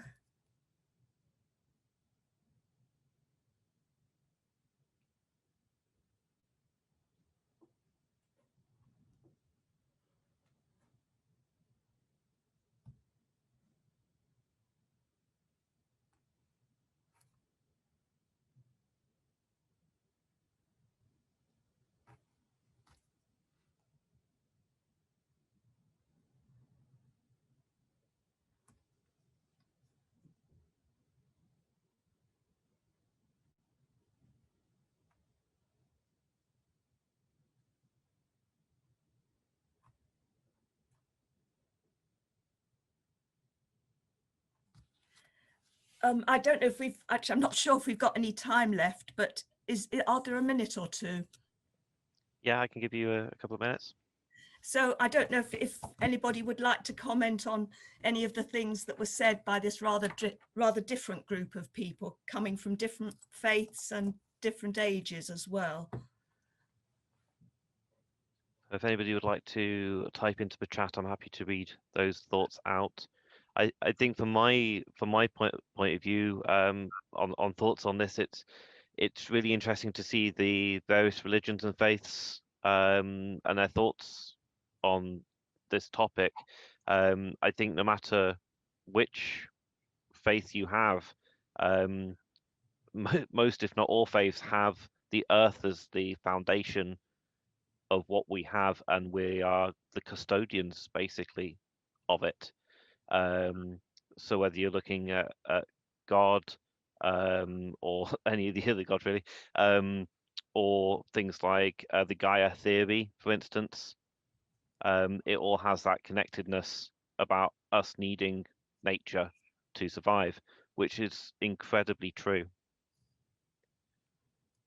Yes, thanks. We've not got anything coming through in chat at the moment. I don't know if people are writing or not. Robin says, of course, religious people feel concerned for our life support systems. Yes, I was struck by the differences there were. I don't know what the implications of that are, but by no means representing all the faiths that there are there, but probably a good handful anyway. Some faiths take a slightly, I'm not sure how to call it, you can't do much about it or something, though perhaps that's not true. I think it also always depends on the person as well as an individual. That's right, yeah. But yes, thank you. Oh, we've just had so I don't have to do anything, do I? Yeah. No, that's great. Thank you, Kathy. If you want to stop sharing your screen. Oh yes, of course. And thank you very much for joining us with those videos today. Oh, thanks for I think it's one area that doesn't tend to be included in the sustainability conversation. And of course, everybody who has faith is also a person and has an environmental impact. So it's important to keep everybody in this conversation. Yes, thanks. I can't see who this is from, unfortunately, but the churches have been leading supporters of divestment. I'm going to presume that might be from Ed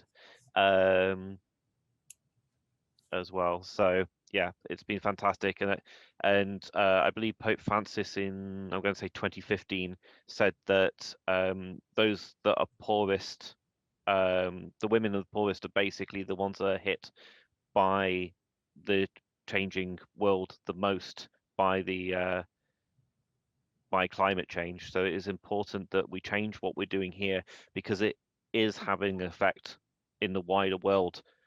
We might not be able to see it in Coventry and Warwickshire potentially, but we're already seeing it happening in the rest of the world, people losing their homes and their livelihoods and their lives, unfortunately. We're going to move on now to hopefully Rachel and Anne. Okay, so I'm hoping you can see a green slide coming up.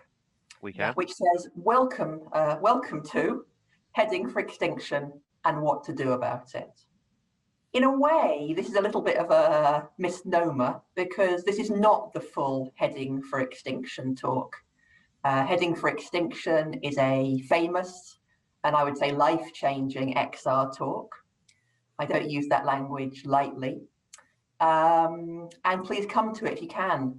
There are versions you can watch on YouTube, and there are live versions or live online every week around the country, including sometimes in Coventry, including delivered by me and Anne, in fact. The reason I've put this slide up is that I think the word extinction is really important, and that bone, and that XR sign, the hourglass. Time is ticking away. And part of the reason that I asked how many people were here, partly just for my own benefit as a speaker to kind of know who I'm talking to, but it's also that this is really personal. I think it's quite easy sometimes for us to become a bit academic, a bit scientific. There's a place for that. We need the facts. And to kind of lose track, though, to lose track of what it means as human beings to be looking at our own extinction. That's what really galvanized me to join XR, Extinction Rebellion. Really understanding the scale of the stakes. So I'm going to ask you to do a little bit of thinking. And I'm not going to ask you to share your answers unless you want to. You can type in chat, but primarily this is for you. I want you to think a bit about these questions. And you can write. If you're writing notes or using your phone, you might want to note this down or just think about it. The first question is, how bad is the climate crisis? You might represent that as a number, a percentage. Maybe 100 is the worst thing you can imagine, or the worst you've experienced, or the worst humanity's ever experienced, and 0 is all's well. Or it might be a word. You might have a word. How bad is the climate crisis? I'm just giving you a few seconds to note that down for yourself.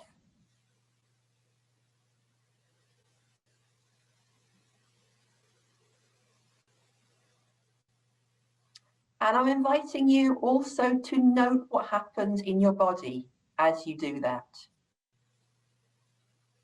Does anything happen maybe with your breath, tension of your muscles? Do you get any feelings as you do that? There's no right or wrong answer, and I'm not going to ask you to share it. But I think it's worth noticing what happens for us. We're mammals. Do we have a reaction when we use these words like crisis? Or are we numb? So that's the first question. How bad is the climate crisis? And kind of for a bonus, what happens in me, in my body, in my psyche, in my mind, as I answer that question? David, I'm not reading the chat, so if you think the chat needs telling, then please tell me. But I can monitor the chat, Rachel. Oh, lovely, thank you, Anne. Because we've got quite a short time, I'm going to do this little bit of talk, and I'm not going to try and do too much interaction with the chat in the moment. I'm going to try and keep to time. I was actually just saying you can have a couple of extra minutes if you want to. When do you want me to finish, David? 1:45. Yep, fab, I can do it. Okay, so hopefully that's given you a bit of a chance to answer that first question.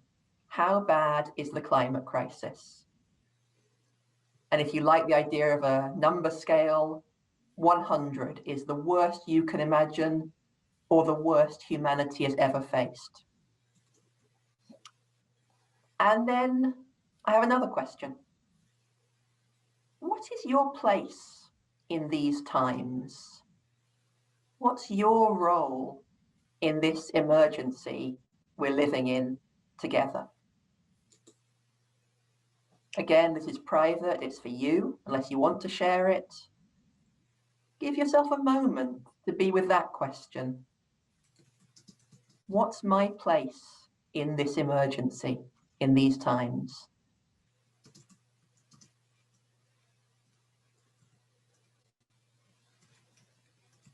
Again, for me, that's a really resonant question. I think of those posters from the Second World War. What did you do in the war, Daddy? You've probably seen those posters. I kind of think, what's my place in these times?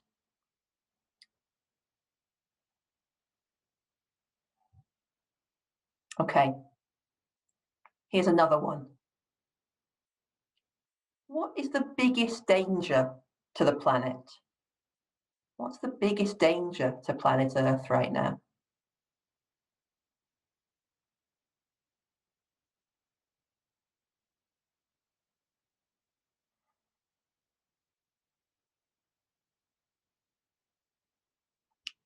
Here's another one. If you knew you could make a difference, what would you give up? What would you sacrifice if you believed you could make a difference to the climate emergency? Again, these answers are only for you, so you don't need to commit yourself, and you can answer honestly. And you can come back to these questions later. If you knew you could make a difference, what would you be willing to give up, to sacrifice? And here's my final question before I go into a bit more PowerPoint.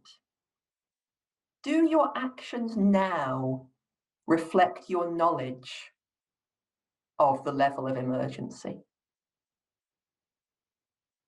Do your actions, your life right now, does that reflect what you know about what humanity is facing? Or is there a gap? Is there a gap between the score you gave, the level of emergency, and what you're actually doing in your own life?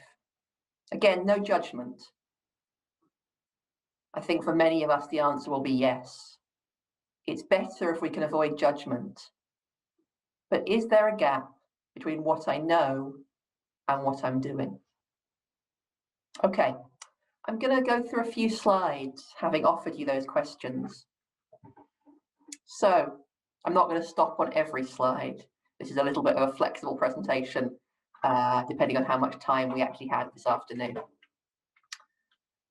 So if I click forward from that first one, or try to, okay, global heating. We are at 1.1 Celsius of warming.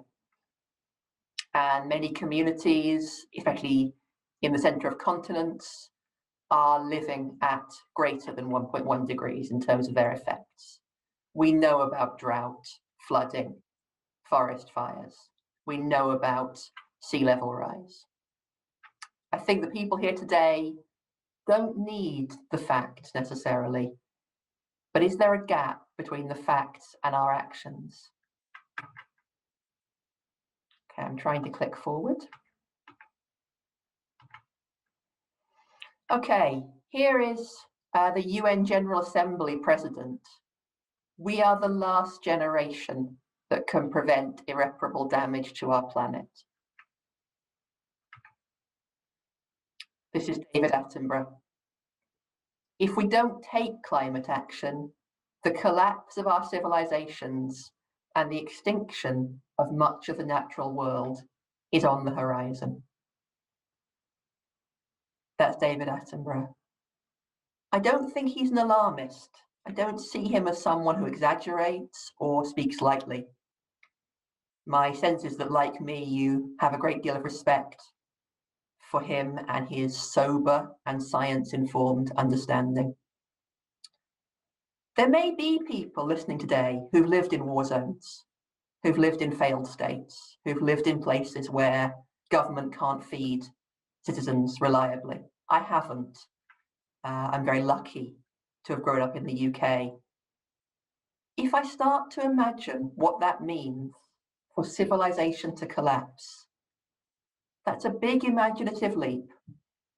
And sober people like David Attenborough are asking us to imagine that and to act while we can. Okay, I'm going to try and click forward. I recommend this article at the top. The climate crisis is worse than you can imagine. Here's what happens if you try.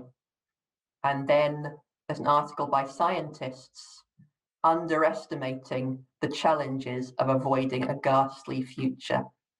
It's really about how scientists themselves find it hard to imagine the level of threat. Okay. I know I'm sounding pretty doomy, and I guess the situation is pretty doomy. One of the problems human beings have is we're good at paying attention to something that's happening right now and right up in our faces, like COVID-19.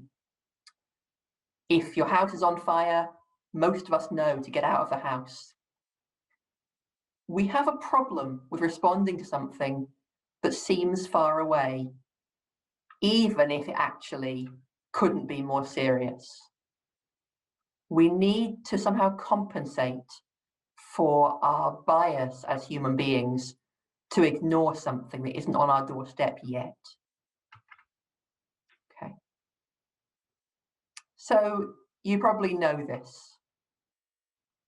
If we get to 2 degrees, we're in an unprecedented situation. We don't know how human beings survive or organize their lives at that temperature. There haven't been human beings alive at 4 degrees. So this is a ghastly experiment if we allow it to happen. And it's an experiment we may not survive. Okay, I'm going to go quite fast. Nothing's worked. You can see that red line going up. That's the lifetime of the modern climate movement. That's from about 1990 to now. Emissions have skyrocketed. So we need to do something different. When the rules don't work, they must be broken. And again, I'm going to go very fast to try and keep to time. But here's Gandhi on the left. Here's Rosa Parks refusing to give up her seat for a white person in the US. And here's Martin Luther King, who led that civil rights movement that came out of that. And I'm just going to invite you personally to ask yourself, would I break the law? And under what circumstances? How bad would it have to be for me to break the law? And is it that bad now? So XR uses non-violent direct action to get change in just the way that Gandhi, Martin Luther King, and other movements did elsewhere in the world. That non-violent is very important. We are putting pressure on the government to take urgent action on the climate and ecological crises. It will take government action now. It's beyond individual action. If we're going to get to net zero carbon, which we need to in the next few years, it takes mobilization on a society level, on the scale of the Second World War. And I don't say that lightly. So if you can't be arrested or you don't feel it's right for you, there are many, many other roles. Don't imagine you need to be arrested. There are many support roles. Okay. Here are our 3 demands. I invite you to look them up. I'm not going to talk about them now. There isn't time. Okay, I'm just going to end here. You probably know this quotation from Tolkien, from The Lord of the Rings. I wish it need not have happened in my time, said Frodo. And I feel that. I wish I were not living in these times.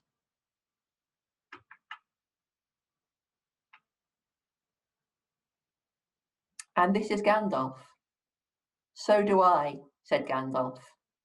And so do all who live to see such times. But that is not for them to decide. All we have to decide is what to do with the time that is given us. I'm just going to refer back as I close to one of those questions that I asked you at the beginning. What is the biggest danger to the planet? And I think there are 2 biggest dangers. People thinking that government is going to solve this for us. the government is solving it, that somebody somewhere in Parliament, in Whitehall, is dealing with this, so I can get on with my ordinary life. And the other one is people thinking someone else is dealing with this, that maybe XR is doing this. People who are braver, people who want to do activism, people with more time. I want to suggest to you that neither of those things are true. Government isn't doing what's needed fast enough. Government is in denial. And XR can't do it without you. We're not big enough. We do need you. So join in. Here's our Coventry email list link. You can find us on Facebook, Twitter. We have a quite modest website. And I haven't put this here, but there is a meeting for new people on the 24th of March. You can find it on Facebook, and you can contact us by internet searching. Okay, so thank you for listening. David, sorry I've gone slightly over. And I'm just going to invite anyone who is listening to this to just think, what's my next climate action? What's my next move for the planet? I can't do it all on my own, but what's my next move? And maybe it's coming to our meeting on the 24th. Thank you very much. Thank you, Rachel, and thank you, Anne, for joining us with that talk today. And very neatly, hopefully, segueing on to Michelle, who, as an individual, is doing something towards tackling the climate crisis. Hi, I'm Michelle McManus, and I live in Longford in Coventry.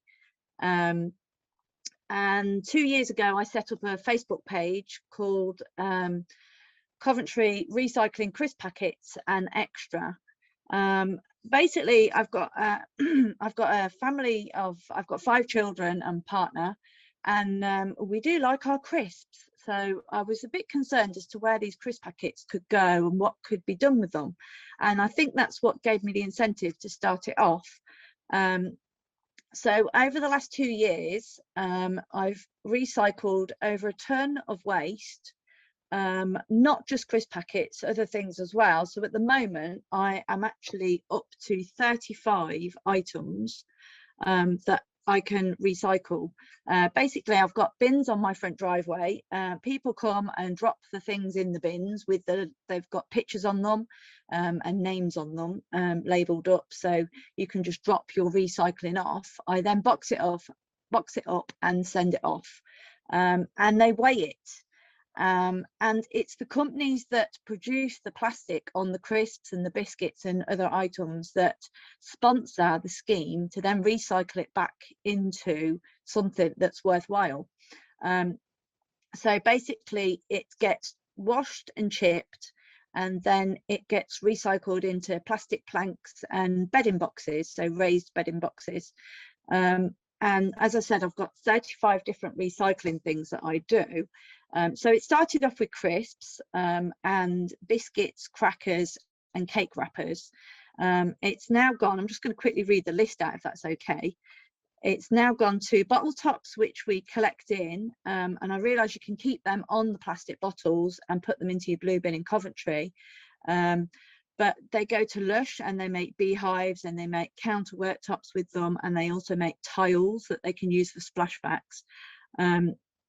So snacks, biscuits, crackers, cakes, I recycle all sorts of coffee pods, Tassimo, Kenko lids off coffee jars, pens and felt tips, which is of the plastic type, toothbrushes and empty toothpaste tubes, Pringle tubs with the lids and the seals as well. I've started doing aluminium cans and ring pulls. That the ring pulls are kept separate because it goes to a different charity in Coventry that gets sent away for third world countries to make items with. They crochet and things like that, and then they sell them for basically their own businesses, but to also pay for their families to live.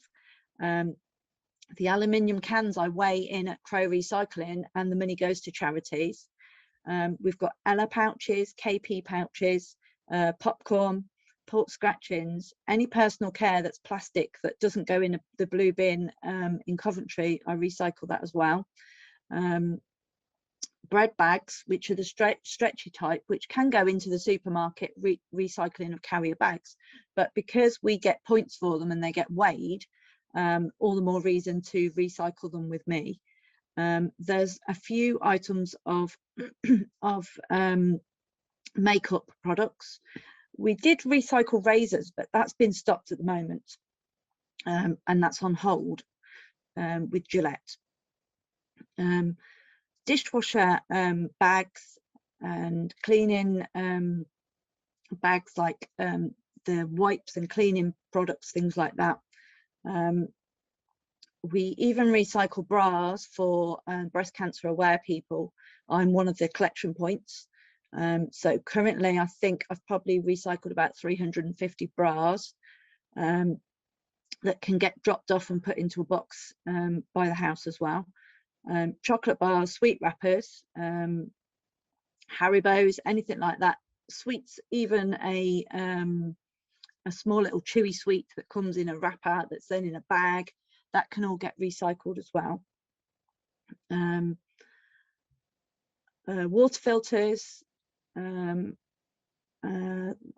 going through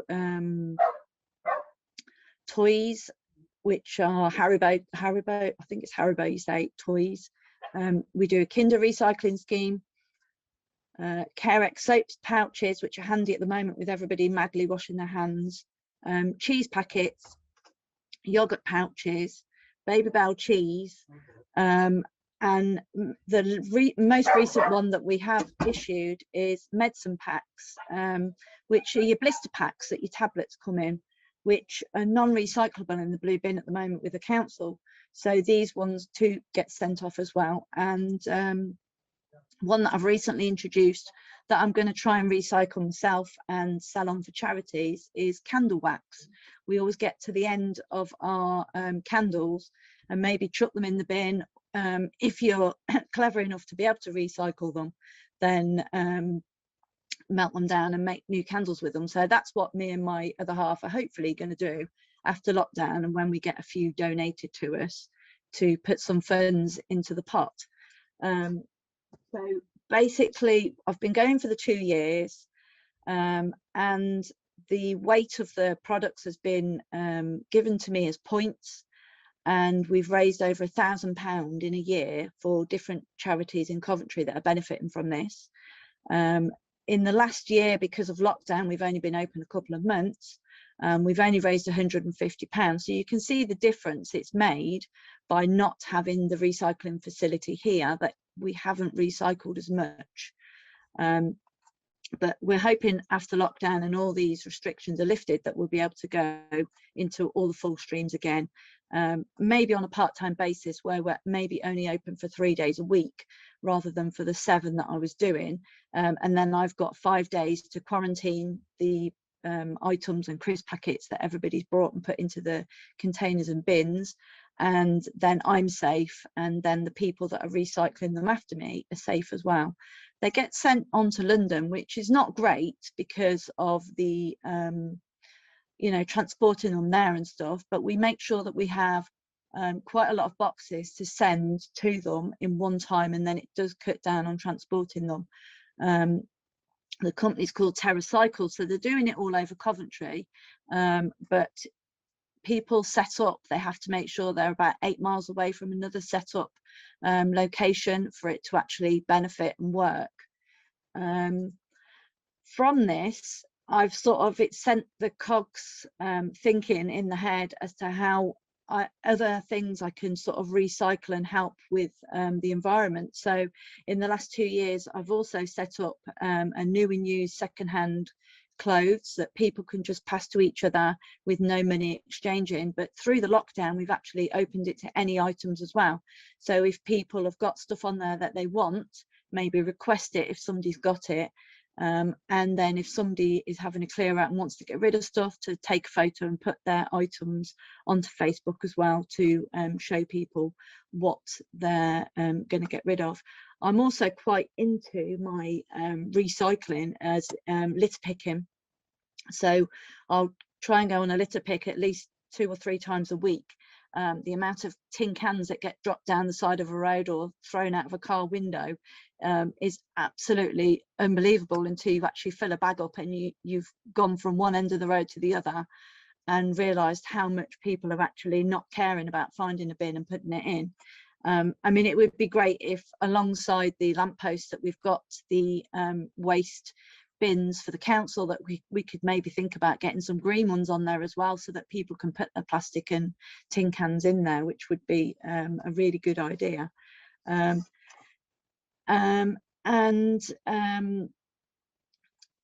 I also did a challenge to myself the year before last that I would see how long it would take me to fill my green rubbish bin, which is basically anything that can't be recycled, up. So I did it over the summer, and I think it took me 3 to 4 months to fill my green rubbish bin with things that I couldn't recycle in anywhere else. Marks and Spencer's was a great help because they at that time were recycling non-stretchy plastic. But since the virus has happened, they've stopped that stream. So the bin is slightly getting full a bit quicker than what it would have normally. But I have heard in the last couple of weeks that Tesco's is trying to start this scheme back up. But with also putting crisp packets and things like that in there as well. But with the streams that I do in the crisp packets, you have to just make sure that they're separated. So your crisps are in one and your sweets and other streams are in different ones, because they have to weigh them when they get to the other end, and that's how we get the points and the money that goes to charity. So it's just being careful with the recycling. So once people have dropped things off to me, I head dive into a bin and try and sort out, make sure they're all in the right one, to then squash it all into a box and send it off that way. But I don't know about, I've been listening today to what everybody said, and you know, there's some absolutely brilliant ideas, some things I didn't even have a clue about, which has sort of enlightened me as well. But I'm hoping that maybe this is the easiest of the recycling things that people might have heard of, whereas most people do eat the things that are on my list. And I'm sure that there'd be one of maybe 35 things that people would be able to recycle. And it's just one thing that's not going in the bin, and it is actually going to another purpose. So hopefully people will be able to join me. I'm on Facebook, so under Coventry Recycling Crisp Packets and Extra, we've got nearly 1,000 members at the moment, which is amazing for 2 years. I'm hoping all 1,000 of them all do recycle, but I've got a feeling that some people might have clicked on there and forgotten about me. So it would be great if people can share the page and just enlighten people as to, if they eat products that we recycle, then bundle them up and just send them to us. You know, we're situated on Valleys Green Lane, which is just 7-minute walk from the football ground. So if people can come and drop their recycling off when we open again, that would be absolutely fantastic. Thank you. Thank you so much, Michelle. That's so many more items than I realised you've actually recycled, which is fantastic. I've got a bit at the top of the page which comes under announcements, and if you click on the announcements, it gives you straight away the full 35 that are on the list, so you don't have to keep trekking down the page to look for different items. Or there is a magnifying glass at the top, so you can press on the magnifying glass, put your keyword in, and it will find other posts that people have put on there. But it's not just for me to post, it's for everybody else to post if you've got a question, or if there's something that you're not sure what to do with it. Like I had somebody last week that said, where do I get rid of wellies to? Well, the only question I could really, the only answer I could give her was to use them for plants. because there isn't really any facilities for welly recycling at the moment. So but it answered a question, and I think she was happy with that as well. So hopefully it'll help a lot of other people. Oh, that's fantastic, and it's amazing how many things can be recycled if we just had the facilities to be able to dispose of them in the right place and to get them to recycle. So thank you so much for offering such a facility for people to do that with. Out of interest, do you do VHS tapes? No, I don't. No.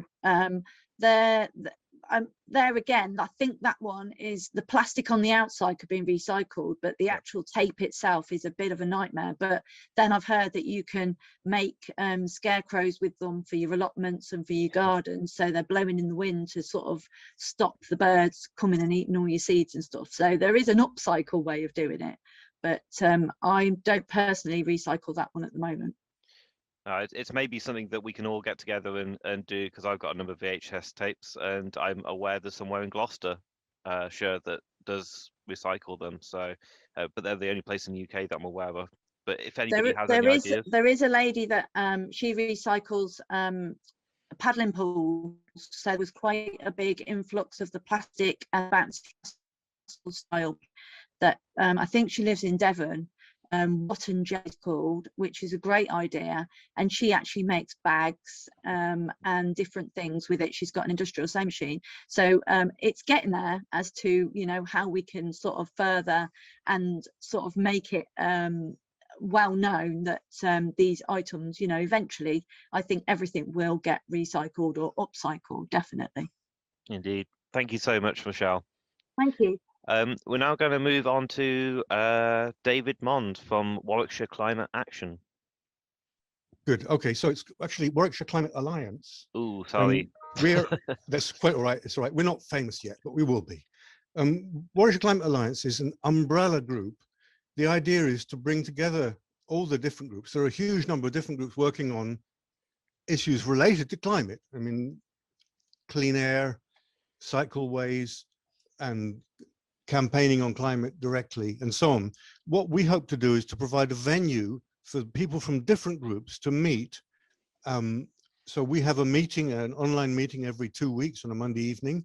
We have a website which lists, I mean, one of the most important functions is simply to give a list of all the local groups we know about. So I'd very much hope that people on this call now might, if they want to, send details, and we'll put a link, we'll put the details of your group and a link to it on our active groups page. But one of our hopes is that by ganging up together, we can gain a bit of clout.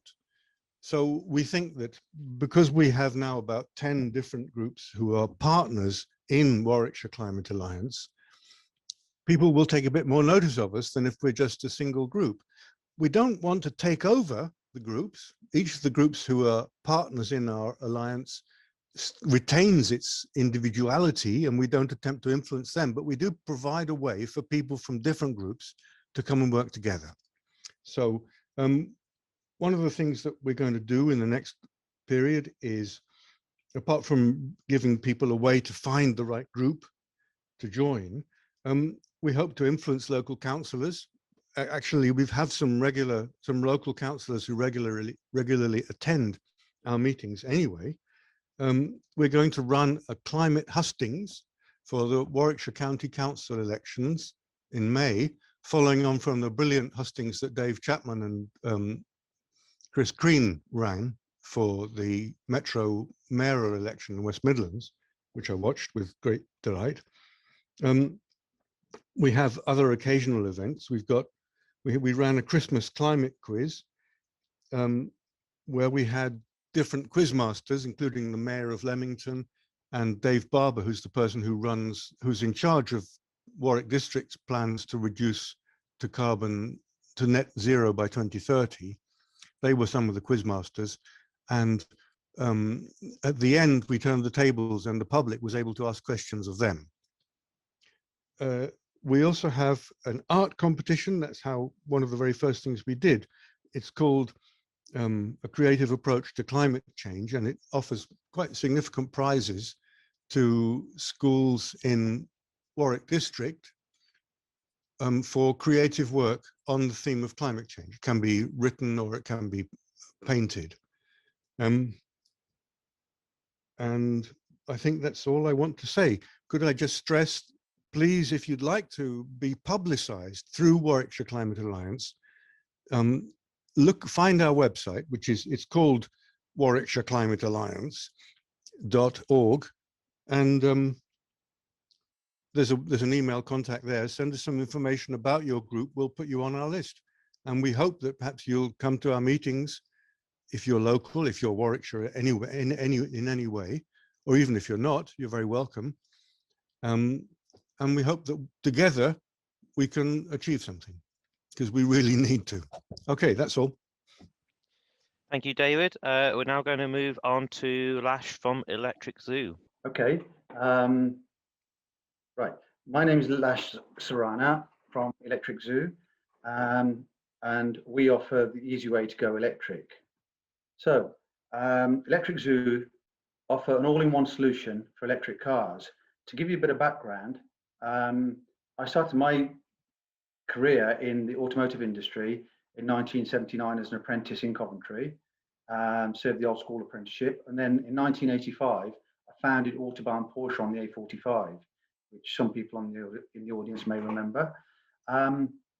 Grew it to be Europe's largest independent Porsche centre until 2002, when all of a sudden our then 12-year-old daughter came home one day and broke the news that she wanted to study global sustainable development.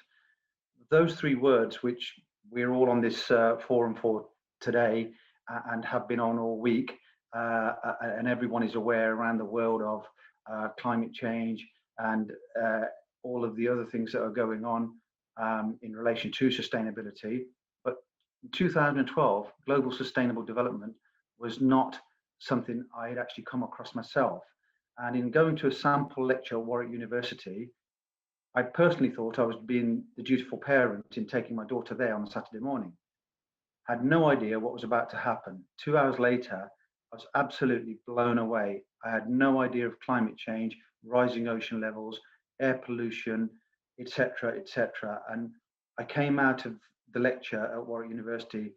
I said to my daughter then, as I said, she's 12, Davina, you have got to study this subject. I had no idea of anything that they told us about, thinking that I'm living in Kenilworth, it's never going to affect us here. But as we now know today, it surely does affect everyone everywhere.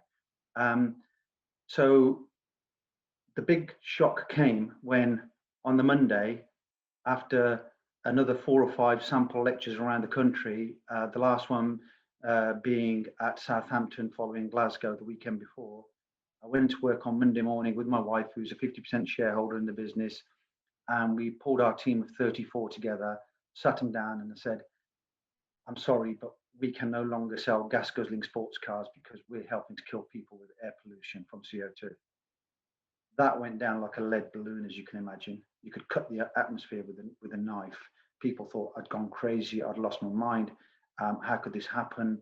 What was I thinking of? 28 years of building up a business and now saying I don't want to do it anymore. That was a really awkward year. We spent a year in transitioning the business and giving it away to our employees free of charge, something that had been our lifelong dream. So following that, we went on to a self-discovery situation, toured the world, everything from Latin America, Egypt, Caribbean, India, you name it, we went there to see most things that we didn't know about, all accumulating in coming back, and in 2015 going to university for the first time in our lives to study about electric cars and battery development in London.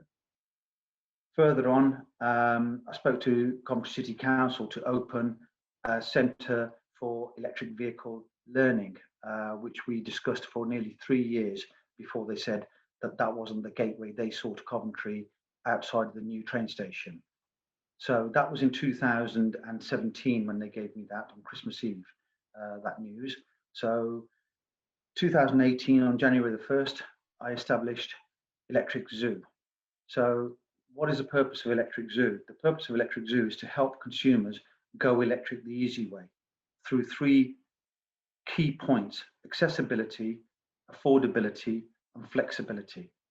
Even in 2018, which isn't that long ago, when I spoke to people about electric cars, they thought it was something that was never going to happen in their lifetimes. And if I had, or we had, received £1 for every person that told us, no way is this going to happen, right? It's not the future. We wouldn't need to work today, to be honest. We would be fairly well off. However, our products that we've actually formulated in 3 years up to date include a flex e-lease option, the E being for electric. We supply and fit all of the charge points, whether they're for home or workplace. We've created our own smart tech telematics, which is a black box. You place it in a car or a van, petrol or diesel, go about your life as you would normally in 30 days. And at the end of it, we can actually pinpoint the ideal electric car for you or van to replace what you currently have, but with demonstrated savings, how much money you'll save and how much carbon dioxide you will save. That leading through to a salary sacrifice scheme. So businesses can save up to 40% on the price of a new electric car by opting to sacrifice their salary at the point of being granted the salary, so before they're actually paid. That takes us to the future, which is, what do we want to do? We want to achieve rapid growth for the electric vehicle sector. We want to obviously do that through our Flexi lease scheme and enhance our smart tech to be more productive, to actually offer more statistical information and data provision to third parties. So once we know that you can afford to change, or how much money you would save by changing to an electric car, then that data could be, well, obviously subject to permission, be provided to third parties to make offers to you for cars and or charge points, etc., on further saving money. So how have we actually got to this point? What we've got, or the way we've learned how to get to this point, is through the pains of car ownership. Car ownership is something that most of us have grown up with. It's the only way we've known how to have a car. You spend time researching it. The average person spends 6.5 hours looking, 5 days admin for fleet for businesses, and very few green options. The ownership model for consumers especially is onerous. It's long-term contracts, high cost of entry, hidden costs in the small print. It's something that's almost, although we don't know it because that's the only method that we've known, is prehistoric. And then to add to that, most of the electric perceptions for consumers are confused. People's first perceptions are electric cars are too expensive. What about range anxiety? How do I know I'll get to my end destination? What happens if I run out? Where will I charge? These are the problems and the pains that consumers face. So what we're doing at Electric Zoo is actually turning that on its head and highlighting the electric car usership gains, because the future is usership, not ownership. We will not own cars as time goes on. We will only pay to use the cars as we need them. And this is what Electric Zoo are doing. So we're offering an all-in-one solution for the electric car, the insurance, the maintenance, all on a one inclusive monthly fee. Very, very simple to operate. Step one, choose the car from our electric fleet, which is on the website. Step two, choose how long you want the car for. Currently, it's a 3-month minimum use case upwards. Step three, make the payment using the online payment platform. So what we're doing now is to taking that one step further. You may have heard and or watched even on TV this morning and yesterday, the new Coventry Council partnership with the West Midlands Combined Authority for the car scrappage scheme. If your car is older than 10 years, you can now opt to scrap the car and obtain a credit card with a £3,000 credit on it from Coventry City Council. That £3,000 credit card allows you to use the card on West Midlands trains, West Midlands buses, taxis, and other micromobility, so scooters and electric bikes, we are hoping, currently in negotiations with the authority, to offer a try electrically easy way. So using that credit card, you will be able to come to us and rent a car for as long as you need to, whether it's a day, a week, a month, but it's the first time you can trial an electric car for a shorter period as you like, from 24 hours to as long as you like. That is coming soon, but as I say, our current model allows a 3-month minimum use case.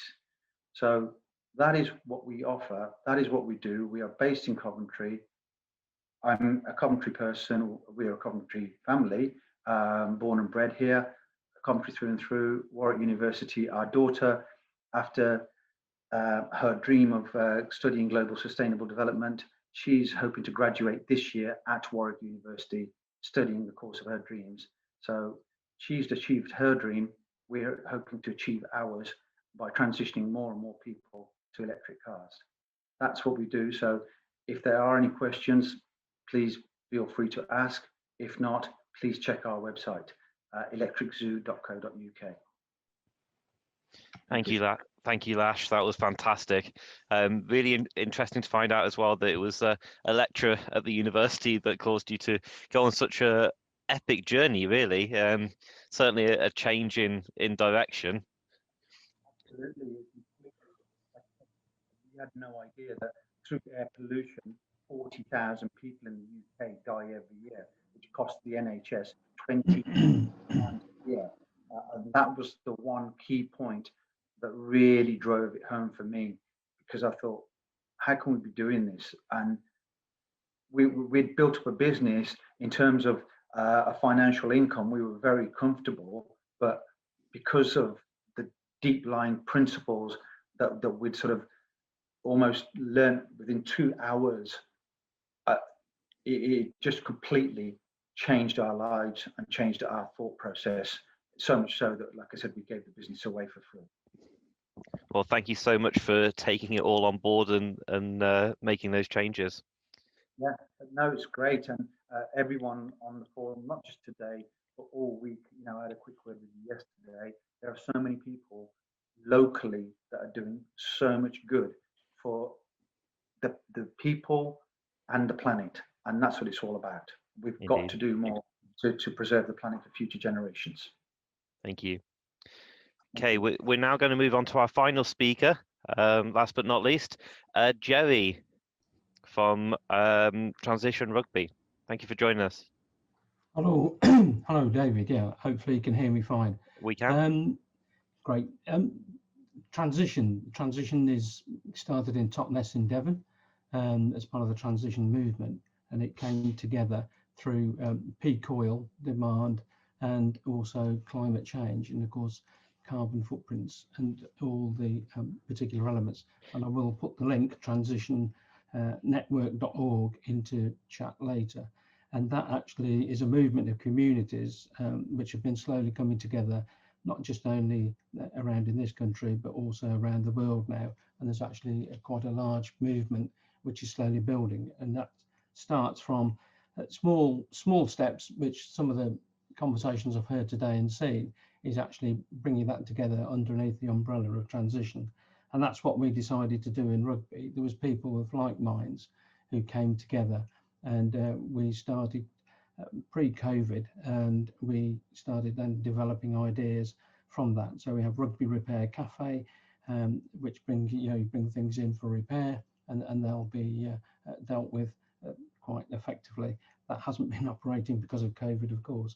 The community farm, some of you may be aware of the 5-acre farm, but we're also looking at a piece of land to grow food as well, utilising the experience from the 5-acre farm just outside Coventry, and also local growing and methods as well. And it's a matter of people individually taking small steps, but collectively actually making large steps, which I think was a common theme which I've heard through some of the discussions today. And that through transition is the umbrella, and then we come together, we can develop action plans and other particular pieces of work going forward from there, really. So transitionnetwork.org is the main one. For rugby, it's transitiontownrugby.org. And they, if you look on the website there, you'll start to see some of the actions which are taking place. And it is a journey which I think is worth taking. I don't really have much more to say at this point, because you can see that you've had a very long day for those of you who've been in, but I would encourage you to go to the website and have a look at the movement. As I say, it's not just a UK based now, it's a global movement, and that's based also behind that is Schumacher, who some of you may know from the economics of Small is Beautiful as well. So working together through those particular elements. And in rugby, we started to do that with the herb gardens and the raised beds in the town, along with other growing allotments, and then the repair cafe and particular wrapping paper and so on. So that's all I really have to say, David, I think. No, that's fantastic, Joey. It's great to see, as I've kind of been saying throughout today, the amount of work that various charities and community groups and individuals are doing off their own backs, and working with each other. And hopefully, maybe after today, some more of these groups will start to collaborate a little bit more, or just join up. But that's what we need. We need to see more people working together, and also not kind of reinventing the wheel. There's plenty of opportunities to work together and save time because somebody else has already done something. So yes, please do have a look at transition networks. I believe that, as Joe said, there's definitely a number across the UK as well. So depending on where you are. And just on that point, David, I think the thing is we, as you quite rightly said, I think everybody's doing lots of things on the ground, and that's what we found in rugby. I think the trick is to come together, because we've got like minds, and then in different groups you can actually work collectively to work out an action plan for the community and the area together, and that actually gives a lot of added strength at the end of the day. Indeed, yeah, it's important, as you say, to work with local. Also, we need to work more with the councils as a two-way communication, where we can kind of help them speed up the processes they want. Also put more pressure on our government to do the right thing, and to speed up the processes, because we are behind on the UK level on our promises at the moment. With regards to what Joey has also said, one of the other groups that I didn't mention at the beginning is Fab Lab as well. They're based in Coventry, and they also run repair cafes. I also run repair cafes normally monthly at the University of Warwick. Obviously, COVID's restricting that sort of thing at the moment, has been a continuous thing through this. But don't forget, you can repair things at home as well. A lot of things that I've repaired, especially things like mobile phones, I've just looked up YouTube videos of how to do it, and most things have a step-by-step. If so, fantastic thing to go and do. But as I said, we need to put more pressure on things like governments and businesses to change their habits, their norms. We've got a lot of system shift to do. And also just to remind people that or just mention, in fact, for those that haven't heard of it, COP26 is this November in Glasgow. So COP21 is also known as Paris Agreement, as we all know. The agreement is currently looking at a 2-degree increase, and as we've heard throughout today, we need to stay at 1.5, so we're not even going far enough as it is. Happily, the United States has rejoined that agreement, so we need to be putting a lot of pressure on all governments earlier in the year, because by the time it gets to COP26, they know exactly what they're allowed to do or not. But we need to put a lot of pressure on them early in the year to do as much as they can, and show that we're willing to do as much as we can to impact climate change, because COP26 is certainly the last of the last kind of major COP. I think that we'll have a chance to stop and limit climate change. We can't allow it at all to go anywhere beyond this year. Essentially, it's probably the most important event of our lifetimes, to be honest. So with that, I just want to thank everybody for coming along today, whether your attendee, and thank you for all our panelists as well.